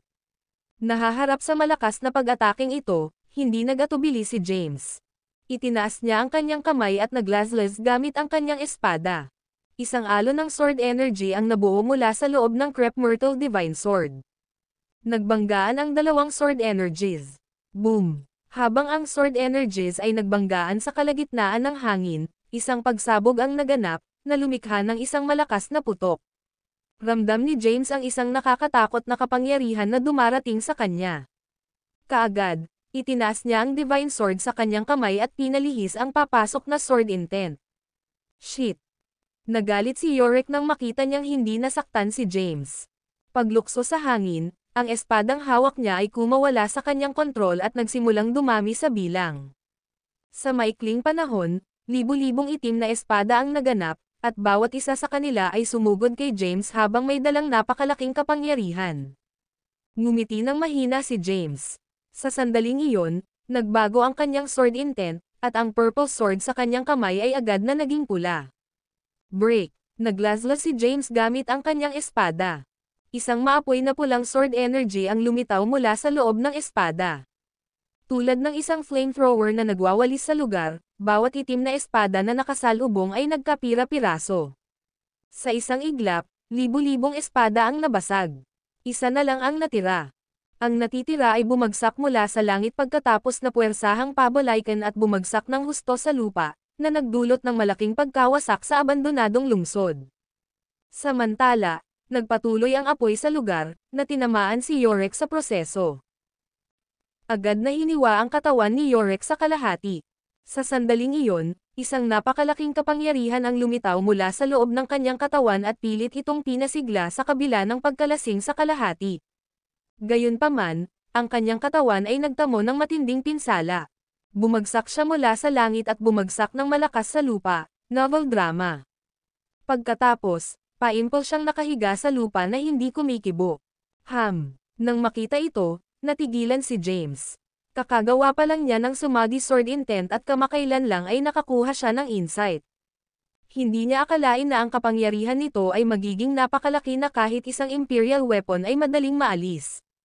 Inalis niya ang divine sword. Sa sandaling iyon, tumayo si Yorick mula sa tambak ng mga durog na bato na kanyang nabangga. Ang kanyang katawan ay halos ganap na nawasak ngunit muling nabuhay sa isang mahalagang sandali. Gayunpaman, ang kanyang katawan ay malubhang nasugatan, at siya ay ganap na napuno ng dugo. Umupo siya sa isang bato at naghahabol ng hininga. Itinago ni James ang kanyang mga kamay sa kanyang likod at naglakad palapit sa kanya. Sinaman siya ng tingin ni Yorick. Habang nagtataglay siya ng imperial weapon, pinaniwalaan niya ang kanyang sarili na nagtataglay ng mas malaking lakas kaysa kay Yorick. Ngayon, gayunpaman, matapos talunin ni James sa isang galaw, hindi niya maiwasang matigilan. Gawin mo na lang. Dahil natalo siya, wala na siyang masabi sa sitwasyong kinalalagyan niya. Tumayo si James sa harap niya at tumingin sa kanya. Natukso siyang wakasan ang buhay ni Yorick doon at pagkatapos. Gayunpaman, alam niya na si Yorick ay hindi ordinaryong tao at siya ang iyong master ng Sword Realm. Hindi pa niya narinig ang tungkol sa Sword Realm, at dahil dito, hindi ito dapat isa sa 7 dimensions. Gayunpaman, ito ay dapat na isang malaking mundo kung saan magkakaroon ng maraming Grand Emperors. Kung pinatay niya si Yorick, maaari siyang lumikha ng higit pang gulo para sa mga tao sa Earth. Bakit kita papatayin? Malamig na sabi ni James, I won't kill you. I only want to let you know that I won't provoke others unnecessarily. However, don't think that you can get away scot-free after messing around with me. I won't hold back. Lumakas ang boses ni James. Tapos, tumalikod na siya para umalis. Hindi nagtagal, nawala siya sa rehiyong ito. Pagkatapos niyang mawala, bumalik ang mga buhay na nilalang na nanonood sa kaganapan. Nang makita si Yorick, na puno ng dugo at ang buhay ay nakabitin sa isang sinulid, hindi nila maiwasang huminga ng malalim. Ang video na ito ay edited by Urban Storytelling. Kabanata 2812. Si Yorick, ang young master ng Sword Realm na nagtataglay ng imperial weapon, ay tiyak na isang nakakatakot na nilalang. Gayunpaman, laban kay James, natalo siya sa ilang mga galaw. Hindi lang iyon, ngunit nabuhay lamang siya sa puntong ito dahil maawain si James. Kung hindi, siya ay namatay sa mga guho ng sinaunang langit na hukuman. Nakakatakot si James. Mas malakas na siya ngayon kumpara noong lumaban siya kay Yorick. Wala akong ideya kung paano siya naglilinang. Paano niya nagawang maging napakalakas sa ganoong kaikling panahon. Marami, nang makita si Yorick, na ang buhay ay nakabitin sa isang sinulid, ay huminga ng malalim. Si James naman ay umalis na sa abandonadong lungsod. Batay sa palitan ng mga buhay na nilalang, alam na niya ngayon na 30 war order ang lumitaw at 3 na lamang ang nananatiling nakatago. Nangangahulugan ito na sa sandaling lumitaw ang huling 3 war orders, magbubukas ang 33 yugto ng Celestial Palace.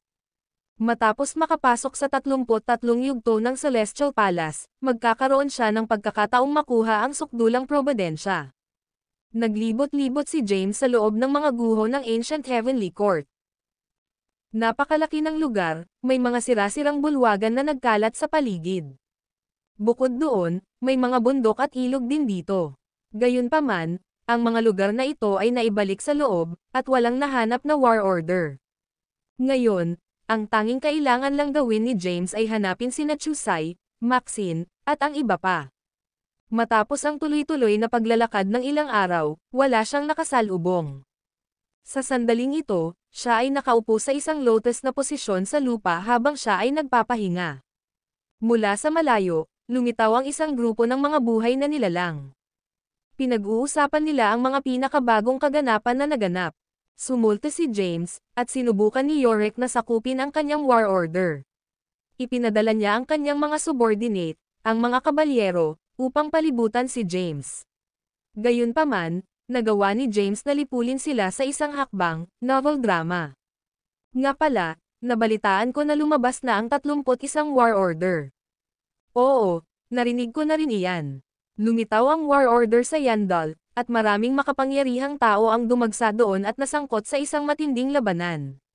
Sa huli, sinamsam ng isang primordial beast ang war order. This primordial beast seems to be a gorger. I heard that long ago, James used to have one by his side. Dahil maganda ang pandinig ni James, tumayo siya nang marinig ang usapan nila. Ang kanyang katawan ay kumikislap, at siya ay sumugod patungo sa kinaroroonan ng grupo, na nagpakita sa kanila sa isang kisap mata. Nang makita nila si James, natigilan sila. James. Para silang nakaharap ng isang demonyo, sila ay may nakakatakot na mga ekspresyon sa kanilang mga mukha habang sila ay pasuray-suray na paatras. Malamig na sabi ni James, ganun na ba ako Kate Cott? Hindi ba? Ungol ng isang humanoid na nilalang na may pakpak sa likod. Tiningnan siya ni James sa mata, at agad niyang itinikom ang bibig. Pagkatapos, nagtanong si James, may sinasabi ka tungkol sa isang gorger.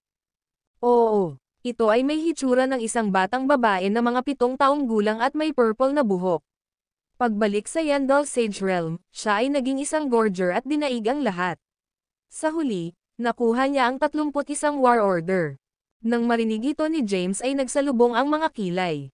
Kahit na hindi pa niya nakita ang orihinal na anyo ng Feb the Gorger, alam niyang babae ito. Batay sa impormasyong ito, halos mahulaan niya na ang Gorger na lumitaw ay malamang na si Febocos siya ang tanging nabubuhay na Gorger sa mundo. Nasaan siya? Tanong ni James. Umiling sila. Hindi ko alam.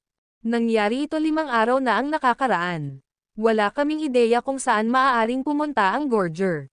Ay, oo. Ang isa sa mga buhay na nilalang ay biglang may naalala.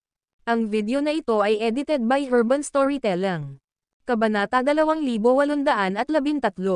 Bigla siyang tumingin kay Jarnes at sinabing, Mr. Caden, mayroon akong impormasyon na maaaring maging kapaki-pakinabang sa iyo. Sinulyapan siya ni James at sinabing, magsalita ka. Sinabi ng nilalang, ang balita ng iyong hitsura ay kumalat na sa buong Ancient Heavenly Court. Maraming nilalang ngayon ang nakakaalam na mayroon kang war order na hawak mo. Napakaraming nilalang ang nabigong makakuha ng isa. Dahil dito, ang mga nagtago. Kumunat ang noo ni James at sinabing, cut the Cree *T already. Oo naman. Gulat na tumango ang nilalang at sinabing, narinig mo na ba ang Celestial Ant Race? James shook his head. He had never heard of this before. Paliwanag ng nilalang, huwag tayong magmadali, Mr. Caden. Allow me to provide you with an explanation. Tumingin sa kanya si James at hinihintay ang kanyang paliwanag, novel drama. Sinabi ng nilalang, may 10 super beast sa Primordial Age, na tinatawag ding 10 Primordial Fiends. Kapwa ang Gorgers at Celestial Ants ay kabilang sa 10. Mayroon ding Celestial Ant na pumasok sa mga guho ng Ancient Heavenly Court. Bagamat siya ay napakalakas, siya ay may kaila-hilakbot na swerte.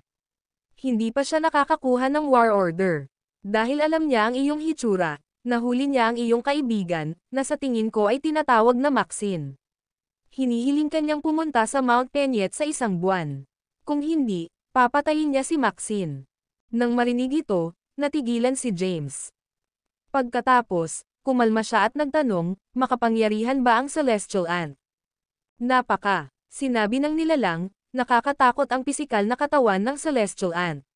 Sa sandaling ipinanganak sila, mayroon silang pisikal na katawan na nagtataglay ng ranggo ng Sage. Tanong ni James, nasaan ang Mount Penyet? Naglabas ng mapa ang nilalang at nakangiting ibinigay kay James, Mr. Hayden, ito ang mapa ng mga guho. Namarkahan ko na ang ilan sa mga mas mahalagang lugar sa mapa. Salamat. Kinuha ni James ang mapa at tumalikod para umalis.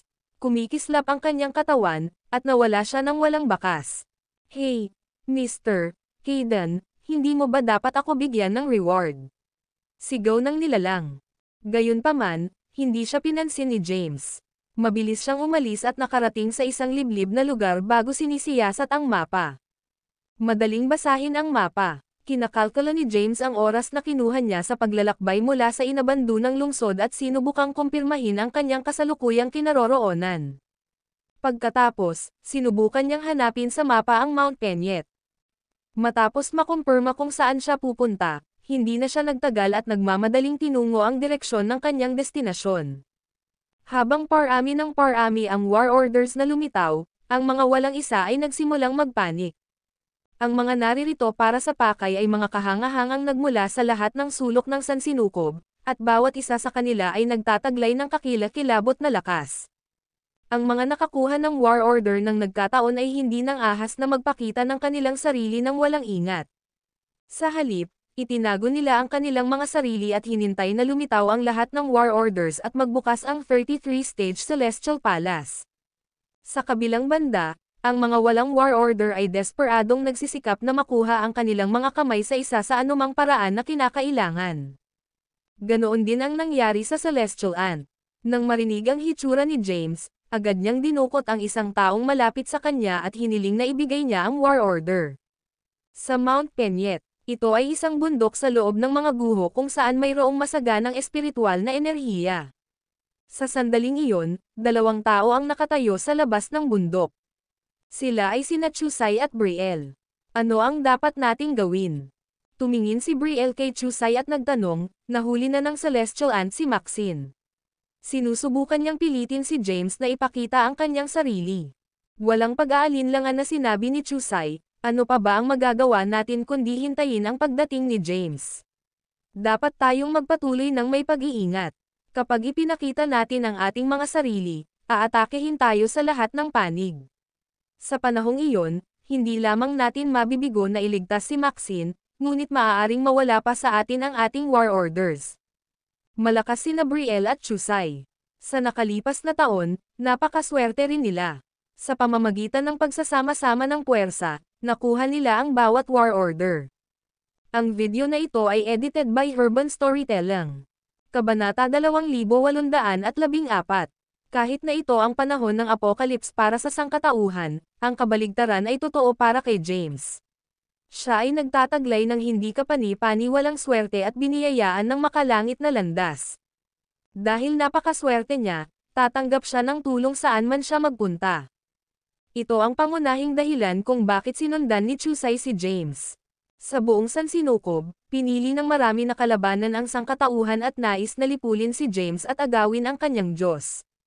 Gayunpaman, pinili ng ilan na kaibiganin si James. Si Chusai ay isa sa kanila. Noong unang lumitaw si James sa Demon Realm, nabalitaan agad ito ng pamilya Gale. Kaya, ipinadala nila si Chusai sa Demon Realm upang maging sinumpaang kapatid ni James. Bilang isang taong pinagpala ng landas sa langit, maaaring idirekta ni James ang swerte sa kanyang mga kaibigan nang hindi nalalaman. Marahil ay dahil dito nagkaroon ng malaking swerte sina Brielle at Chusai hindi nagtagal pagkaalis ni James, nakakuha sila ng war order. Ang pagkakaroon ng hindi kapani-paniwalang kapalaran ay hindi kapani-paniwala. Hindi mabilang na malalakas na magsasaka ang pumasok sa mga guho ng Ancient Heavenly Court, ngunit ang karamihan sa kanila ay walang mahanap, samantalang pareho silang nakakuha ng isa. Bukod dito, kumalat na sa malayo ang balita kung sino talaga ang may hawak na war order. Iyon ay dahil ang Heavenly Path ay panapanahong magpapadala ng impormasyon sa mga nilalang sa mga guho. Ang piraso ng impormasyon na ito ay kasama ang mga pangalan ng mga nagmamay-ari ng War Order. Dahil dito, tinugis sina Chusai at Brielle. Gayunpaman, pareho silang makapangyarihan. Si Chusai, lalo na, ay mula sa Demon Realm at anak ng Supreme Demon Lord. Habang ang dugo ng Supreme Demon Lord ay dumadaloy sa kanyang mga ugat, nagtataglay siya ng lakas na kalaban ni Yorick, o marahil ay nalampasan pa niya ang kanya. Hindi rin pushover si Brielle. Sinabi pa ni Henrik Declan na siya ang unang makakarating sa Emperor rank sa lahat ng nabubuhay na nilalang sa Apocalypse Age, novel drama. Sa kanilang malaking lakas, matagumpay nilang napaatras ang kanilang mga kaaway. Gayunpaman, upang maiwasan ang hindi kinakailangang problema, hindi sila nang ahas na magpakita ng kanilang sarili ng madali. Sa sandaling ito, nagtatago sila sa labas ng Mount Penyet. Nakatingin sa bundok sa di kalayuan, sinabi ni Chusai, dahil umalis na si James sa kanyang closed-door meditation, malamang ay nakatanggap na siya ng balita tungkol sa pagdukot kay Maxine. Tiyak na pupunta siya rito. Hintayin na lang natin dito na magpakita siya. Kapag pinagsama natin ang ating mga puwersa, walang makakapigil sa atin. Hindi pinili ni Chusai na kumilos ng pabiga-bigla. Sa halip, binalak niyang hintayin ang pagdating ni James. Bahagyang tumango si Brielle at sinabing, I guess that's our only way. Samantala, matapos makatanggap ng balita tungkol sa pagdukot kay Maxine, mabilis na tinungo ni James ang direksyon ng Mount Penyet. Hindi nagtagal, nakarating siya sa labas ng rehiyon. Pagdating niya, marami ng nilalang ang nagkukumpulan doon. Ang ilan sa kanila ay nagmula sa 3,000 sealed realms, habang ang iba ay nagmula sa lahat ng sulok ng universo. Dahil kulang sila sa lakas, hindi sila karapat-dapat na makipagkompetensya para sa Diyos. Gayunpaman, nagawa nilang makakuha ng maraming benepisyo sa mga guho. Sa sandaling ito, narito sila upang manood ng palabas. Ang Celestial Ant ay ang inapo ng isa sa Primordial Ten Fiends, samantalang si James ang pinaka-nakakatakot na tao sa panahong ito. Ang kanilang showdown ay nakakuha ng atensyon ng maraming nilalang. Hindi nagbiskay si James, ni itinago ang kanyang aura. Kaya, sa sandaling lumitaw siya, nakita siya. Pagdating niya sa labas ng bundok Penyet, pinagmasdan niya ang marilag na bundok at tumigil sa kanyang paglalakad. Pagkatapos, inilabas niya ang mapa at kinumpirma ang kanyang direksyon, bumulong-bulong, ito dapat ang Mount Penyet. 2 linggo pa lang ang lumipas mula nang makatanggap ako ng balita tungkol sa pagdukot kay Maxine. She should be alright. Oy, hindi ba James? Ang video na ito ay edited by Urban Storytelling. Kabanata 2815. Si James ay lumitaw. Hehe, time to watch the show. Dahil ipinakita ni James ang kanyang sarili, ang mga walang War Order ay tiyak na pupunta dito upang sakupin ang kanyang. Sa katunayan, ang Celestial Ant ay hindi lamang ang walang isa. Nasa listahan din si Yorick ng mga taong walang War Order. Naniniwala ako na tiyak na lalabas siya at lalaban kay James. Pakiramdam ko ay natalo lang siya kay James sa huling pagkakataon dahil hindi pa niya nagamit ang alas. Agad na nasal ayan si James nang sumulpot siya. Sa sandaling iyon, ang lahat ng mga nilalang ay may pag-asa sa kanilang mga mukha. Alam nilang may show doon. Ito ay magiging isang matinding labanan para sa War Orders. Maaaring hindi ito madaling matapos, novel drama. Alam ng Diyos kung gaano karaming mga nilalang ang pupunta dito upang sakupin ang War Order ni James. Kahit na malakas si James, ang mga walang War Order ay hindi madaling sumuko, kung isasaalang-alang na ang mga may hawak nito ay nagtatago na. Sa sandaling lumitaw si James, napansin din siya ni Chusai at Brielle. Nang malapit nang magpakita si Brielle at makipagkita kay James, pinigilan siya ni Chusai, huwag tayong magmadali. Kumalat ang balitang nakakuha tayo ng War Order, kaya marami sa kanila ang nakakaalam na magkasama tayo ni James. Nang marinig ito, agad na naintindihan ni Brielle ang ibig niyang sabihin. Alam niya na nag-aalala si Chusai na baka may magpanggap na si James para akitin sila para makuha nila ang kanilang mga War Orders. Kaya't ang dalawa ay nanatiling nagtatago at nagmamasid. Matapos makumpirma ang aura ni James, nagpakita sila ng sarili. Nang malapit nang magtungo si James sa Mount Penyet, hanapin ang Celestial Ant, at iligtas si Maxine. James. Dumating ang isang boses. Lumingon si James at nakita niya ang dalawang figure na nagmamadaling naglalakad papunta sa kanya. Brielle, Chusai, gulat na tanong ni James, bakit ka nandito? Sinabi ni Brielle, nakakuha kami ng war order kaagad pagkatapos naming maghiwalay ng landas. Gayunpaman, kumalat ang balita ng pagkakaroon namin ng war order, kaya wala kaming choice kundi ang maghiwalay ng landas ni Maxine. Nagsimula kaming magtago ni Kwasay sa buong lugar. Nang marinig namin na nahuli si Maxine, dali-dali kaming pumunta dito. All this while, we had been concealed in the shadows. Ma'am, tumanggaw si Chusai. Sa pagtingin sa mga nakapaligid na nilalang, ang kanyang ekspresyon ay naging malungkot habang sinabi niya, kailangan nating tapusin ito ng mabilis, James. Kung hindi, kapag dumating na ang iba pang makapangyarihang tao, mapipilitan tayong lumaban sa walang katapusang labanan. Gayunpaman, walang pakialam si James. Sa sandaling ito, hindi siya natatakot sa sinuman. Sa kanyang kasalukuyang lakas, isang dakot lamang sa loob ng mga guho ang maaaring tumayo laban sa kanya. Tumingin siya kina Chusai at Brielle at nakangiting sinabi, kung magtutulungan tayo, walang makakalaban sa atin. Bukod pa rito, may koneksyon ako sa isang gorger. Tiyak na pupunta siya rito nang makatanggap ng balita tungkol sa hitsura ko. Kung magtutulungan tayong apat, tiyak na nasa ating mga kamay ang sukdulang pag-aalaga. Tiwala si James na ang pinagsamang lakas ni Brielle ay makakalaban niya. Ang video na ito ay edited by Urban Storytelling. Kabanata 2816. Tiwala si James na kaya nilang talunin ang lahat ng mga kaaway na hamarang sa kanila. Gayunpaman, dahil hindi pa nagpapakita si Feb the Gorger, ang tanging magagawa niya ngayon ay ang iligtas si Maxine sa lalong madaling panahon. Sa anumang kaso, si Maxine ay pinalaki at inalagaan ni Tobias. Dahil dito, isa rin siyang kaidan. Ang katotohanang iyon lamang ay nangangahulugan na siya ay nagkakahalaga ng pagliligtas. Bukod dito, maraming tulong ang ibinigay sa kanya ni Maxine. Nakagawa lang siya ng ilang pagkakamali pagkatapos na maliga. Dapat muna tayong umakyat sa Mount Peñet. Sabay na tumanggaw sina Brielle at Chusai, ma'am. Sa sandaling ito, sa isang bakanteng lupain sa tuktok ng Mount Peñet, may isang babaeng nakatali sa isang poste. Nakasuot siya ng itim na damit. Gayunpaman, ang kanyang damit ay punit-punit, dulot ng mga tanikala na napunit sa kanyang damit. Nalantad ang kanyang malubhang pinsala, mapatla ang kanyang mukha, tuyo ang kanyang mga labi, at ang kanyang buhay ay tila nakabitin sa isang sinulid. Lumilitaw na siya ay itinali sa poste matapos magdusa ng mga pinsala at hindi nabigyan ng anumang medikal na paggamot, novel drama. May lalaking nakaupo sa bato sa tabi niya. Matibay ang pangangatawan ng lalaki at nakasuot ng itim na jacket. Bagamat siya ay mabangis na hitsura, ang kanyang hitsura ay palihim at kakaiba. Umupo siya sa bato habang bored ang mukha. Ang kanyang pangalan ay Maveth Emmet, isang emperador ng Celestial Ant Race.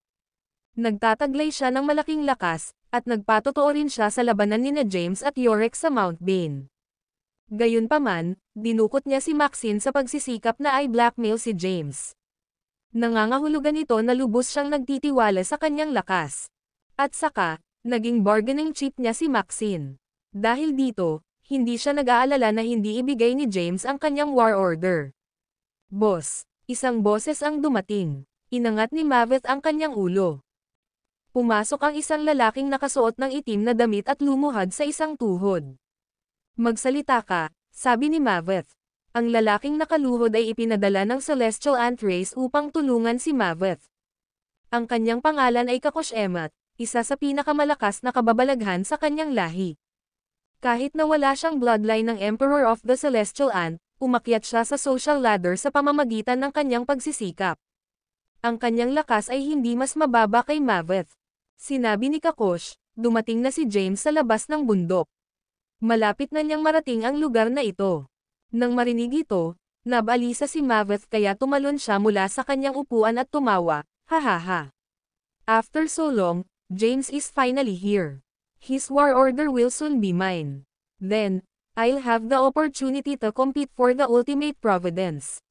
That way, I'll reach the Emperor rank.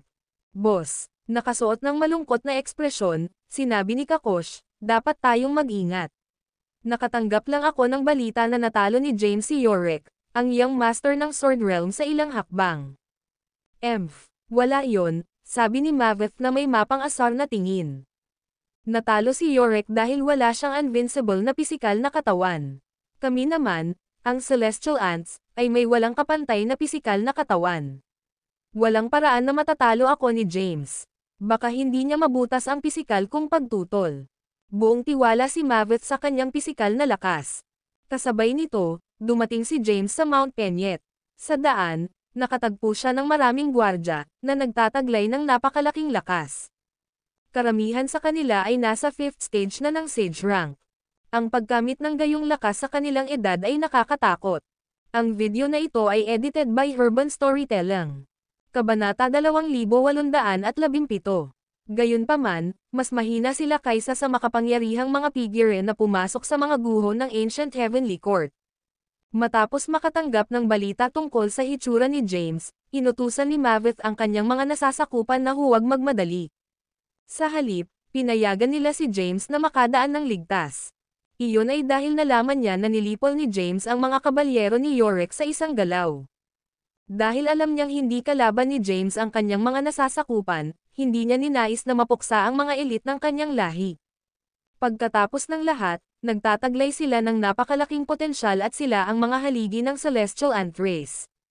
Pagkarating ni James at ng iba pa, hindi nahadlangan ang kanilang pag-unlad.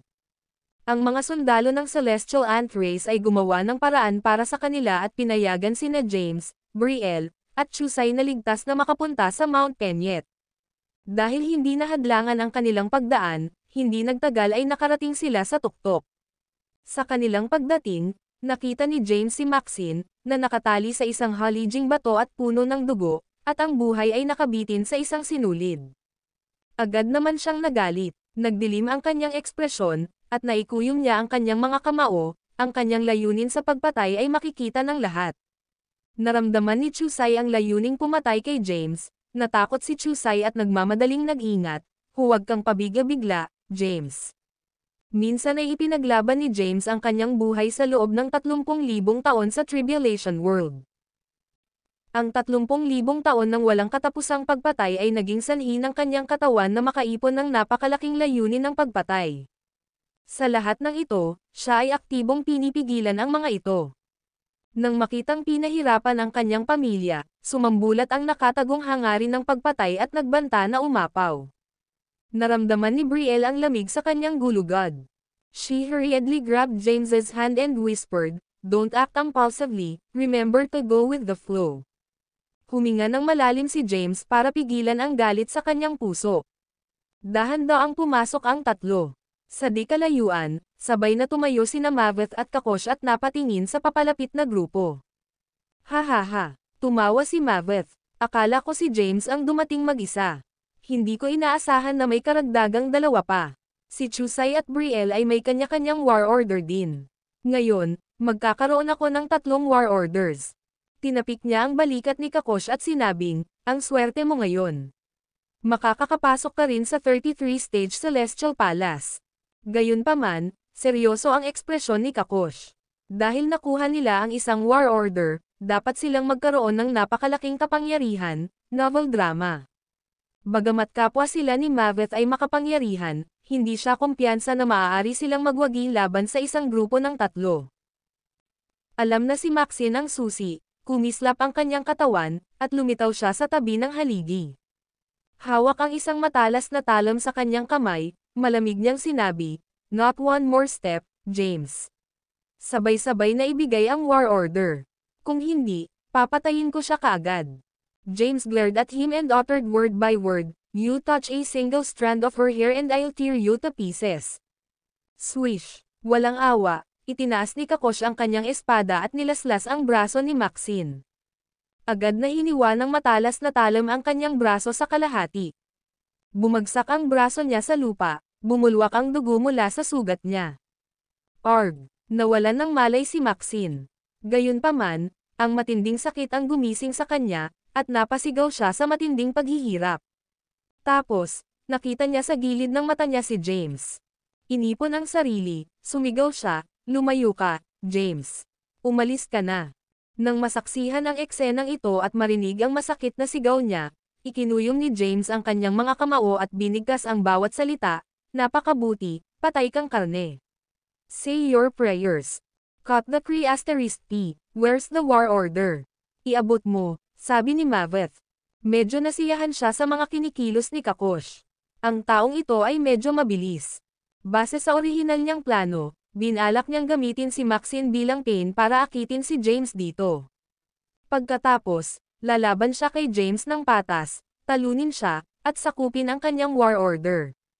Ang paggamit kay Maxine para ay blackmail si James ay hindi rin isang kaila-hilakbot na opsyon. Ang video na ito ay edited by Urban Storytelling. Kabanata 2818. Naikuyom ni James ang kanyang mga kamao habang namumuo ang mga ugat sa kanyang braso. Nagdilim ang mukha niya. Naramdaman ni Maveth ang intensyon na pumatay kay James. Ano nga ba ang pinagdaanan ng lalaking ito? Bakit nagkaroon ng nakakatakot na pagpatay sa loob niya? Gayunpaman, hindi siya natakot. Iyon ay dahil mayroon siyang Maxine. Ang mas agitated James ay, mas siya ay nag-aalaga para sa kanya. You better not act impulsively, James. My blade is faster than you are, babala ni Maveth. Naramdaman ni James na si Kakosh, ang nagdiin ng talon sa leeg ni Maxine, ay isang makapangyarihang figure. Malakas ang aura na ipinalabas niya, at ang kanyang lakas ay nasa ika-10 yugto ng Sage Rank, novel drama. Dahil nakapasok siya sa mga guho ng Ancient Heavenly Court, tiyak na siya ay isang napakalakas na figure. Para masigurado ang kaligtasan ni Maxine, hindi siya impulsively kumilos. Kinuha niya ang war order mula sa Celestial Abode. Nang makita ang war order sa kamay ni James, nabalisa si Maveth. Iniabot niya ang nanginginig niyang mga kamay, sumigaw siya, "Bilisan mo. Ibigay mo sa akin." Mabilis na sumigaw si Maxine, na nagkamalay na, nang makitang inilabas ni James ang kanyang war order. "Hindi, James. May kabuuang 33 war orders lang. Kung ibibigay mo ang sa iyo, mawawalan ka ng karapatang makipagkompetensya para sa Providence. Huwag mong sayangin ang pagkakataong iyon dahil sa akin." Lumakas ang boses ni Maxine. Napatingin sa war order sa kamay niya bago tumingin kay Maxine, pinandilatan ni James si Maveth. Pinigilan niya ang kanyang galit sa kaibuturan at binigkas ang bawat salita, "Ang war order ay nasa aking mga kamay. Halika at kunin ito kung maglakas loob ka." Kasabay ng pagsasalita ni James, nakatulize niya ang Sacrilegious Ascension, Elemental Inversion, at ang kapangyarihan ng Dragon Bones. Sa sandaling iyon, siya ay nasa kanyang pinakamalakas. Noong lumaban siya kay Yorick, nasa first stage pa lang siya ng Sage Rank. Sa pamamagitan ng pagsasagawa ng maraming signature cultivation method, nagawa niyang talunin si Yorick. Ngayon, siya ay nasa ika-5 yugto ng Sage Rank. Gamit ang Crep Myrtle Divine Sword, alam niyang hindi siya magagapi sa mga guho ng Ancient Heavenly Court kung ito ay isang 1 versus 1. Bilang karagdagan sa Samadhi Sword Intent kamakailan lang niya nakuha ang insight, madali niyang malipol sina Maveth at Kakosh. Ang Divine Sword ay nagkatawang tao sa kamay ni James.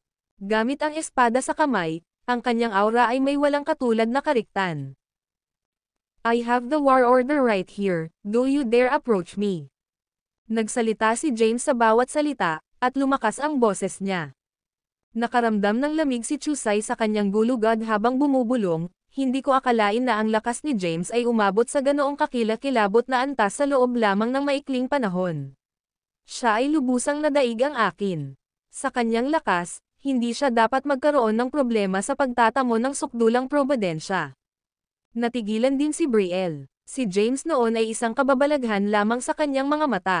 Ngayon, gayunpaman, si James ay nasa isang ganap na naiibang antas. Ang aura ni James ay nabigla kay Brielle.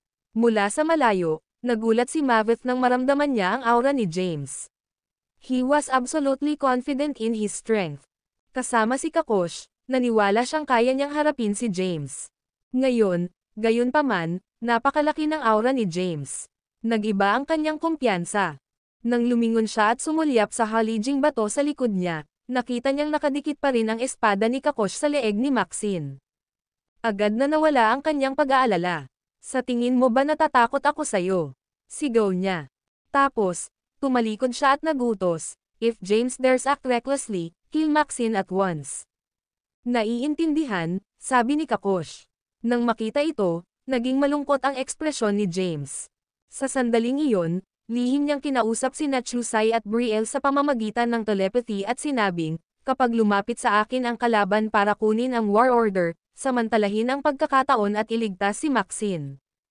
Ang video na ito ay edited by Urban Storytelling. Kabanata 2819. James, natatakot ako na hindi ito posible.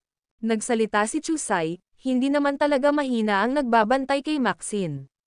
At saka, grabe ang sugat niya. Kung hiwain ng kaaway ang leeg ni Maxine sa isang iglap, tayo magiging okay din. Sinabi ni James, "Alam ko ang curse magic. Gagamitin ko ito para ay pakulong siya, na pumipigil sa kanya na lumaban." Sa sandaling iyon, dapat samantalahin ninyong dalawa ang pagkakataon at mag-strike. Sinabi ni Brielle, "Kung maaari mong paghigpitan ang paggalaw ng kalaban, dapat maayos ang lahat." Sandaling pinag-usapan ng tatlo ang mga bagay-bagay. Samantala, naglalakad na si Maveth papunta kay James. Maya-maya, humarap siya kay James. Nakatingin kay James na may masungit na ekspresyon, iniabot niya ang kanyang braso at nakangiting sinabi, "I don't wish to make an enemy out of you, James.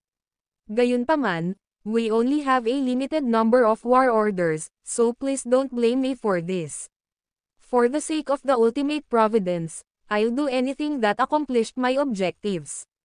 Tumingin sa kanya si James at sinabing, "Maaari mo bang makuha ang sukdulang providence kahit na ibigay ko sa iyo ang aking war order?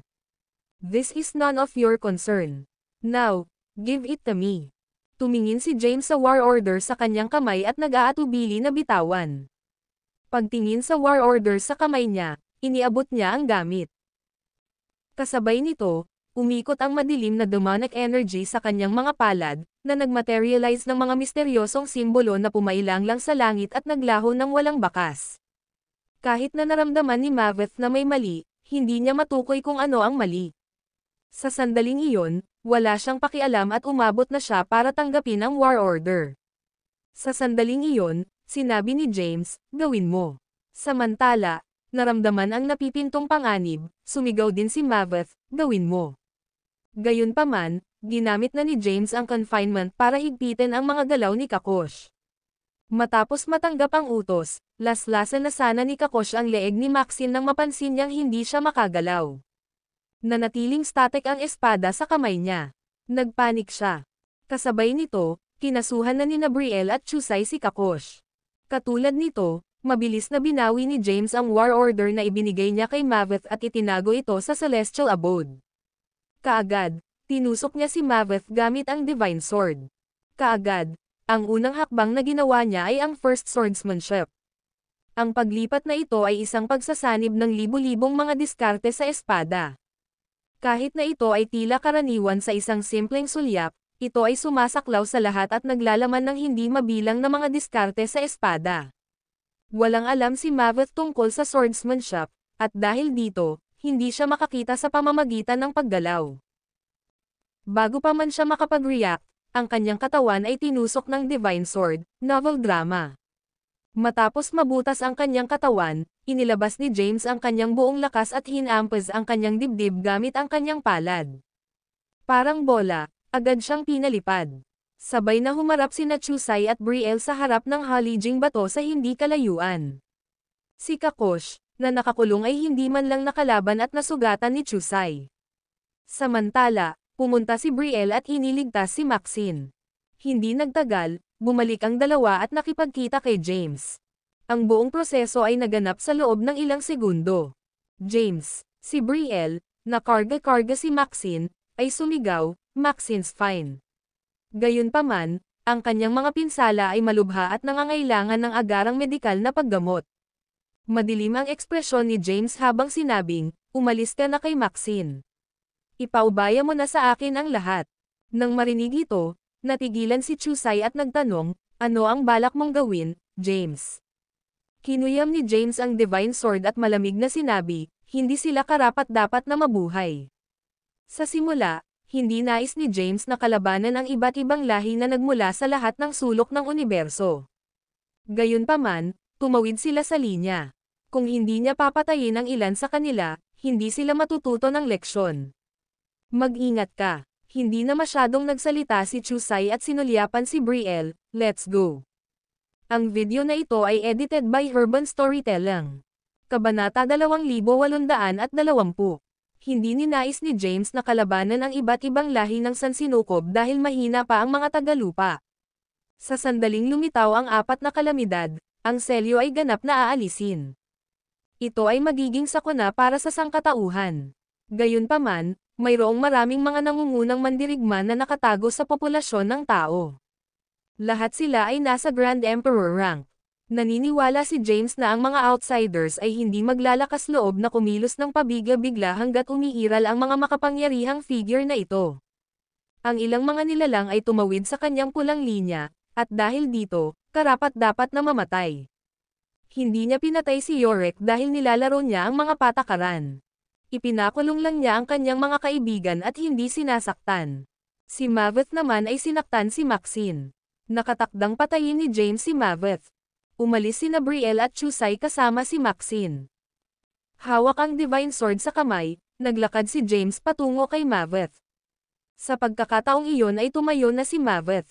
Kahit na ang kanyang katawan ay butas, at siya ay dumanas ng suntok sa kanyang dibdib, ang pagpatay sa isang tao sa kanyang ranggo ay halos imposible. Pagkatayo niya sa lupa, pinunasan niya ang bakas ng dugo sa labi niya.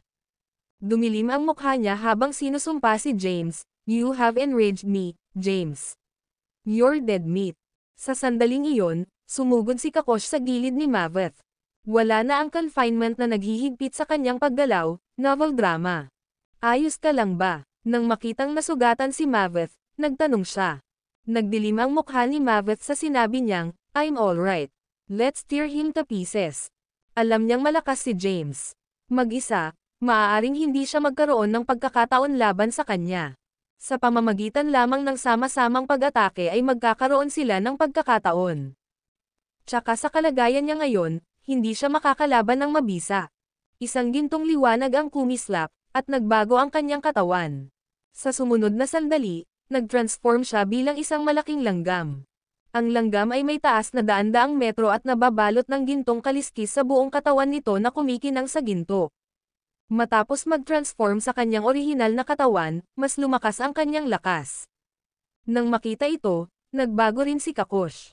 Kahit na miyembro siya ng lahing langgam, hindi siya celestial ant. Gayunpaman, bilang isang mutated ant, siya ay nagtataglay ng isang makapangyarihang linya ng dugo. Sa sandaling ito, siya ay isang itim na langgam.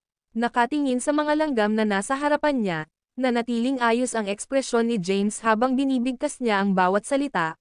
"Ako, si James Caden, ay hindi kailanman sasalungat sa sinumang nabubuhay na nilalang sa mundong ito. Gayunpaman, hinding-hindi ko mapapatawad ang mga nang-ahas na tumawid sa akin." Pagkatapos niyang magsalita, gumawa siya ng hakbang. Sa pambihirang bilis, sinugod niya si Maveth. Habang hawak ang Divine Sword, nilaslas niya ang gintong langgam. Matapos magbago sa kanyang orihinal na katawan, si Maveth ay nagtataglay na ngayon ng napakalaking pisikal na lakas. Dahil dito, hindi siya natakot, at ginamit niya ang kanyang pisikal na katawan upang labanan ang pag-atake ni James. Nahulog ang espada ni James. Ang matalas na labahan na Divine Sword ay bahagya lamang na nakamaw kay Maveth. Ang kanyang lakas ay hindi kayang sirain ang depensa ng Celestial Ant. "Ha. Humagalpak ng tawa si Maveth. "James, ano ang magagawa mo sa akin kahit nasa Imperial Weapon? Ang orihinal kong katawan ay isang Celestial Ant. Ang aking pisikal na lakas ay walang kapantay. Kung hindi ka man lang makalusot ang aking pisikal na katawan, paano ka umaasa na lalaban sa akin?" Lumakas ang tawa ni Maveth. Ungol ni James. Kahit na wala siyang ekspresyon, lihim siyang natigilan. Ang Celestial Ants ay isa nga sa 10 fins, isang pag-iral na kaga sa Gorger. Ang gayong pisikal na lakas ay nakakatakot. Hindi man lang masira ni James ang kanyang depensa gamit ang Divine Sword at maaari lamang mag-iwan ng peklat sa kaliskis nito. Sa sandaling iyon, inilunsad ni Maveth ang kanyang pag-atake.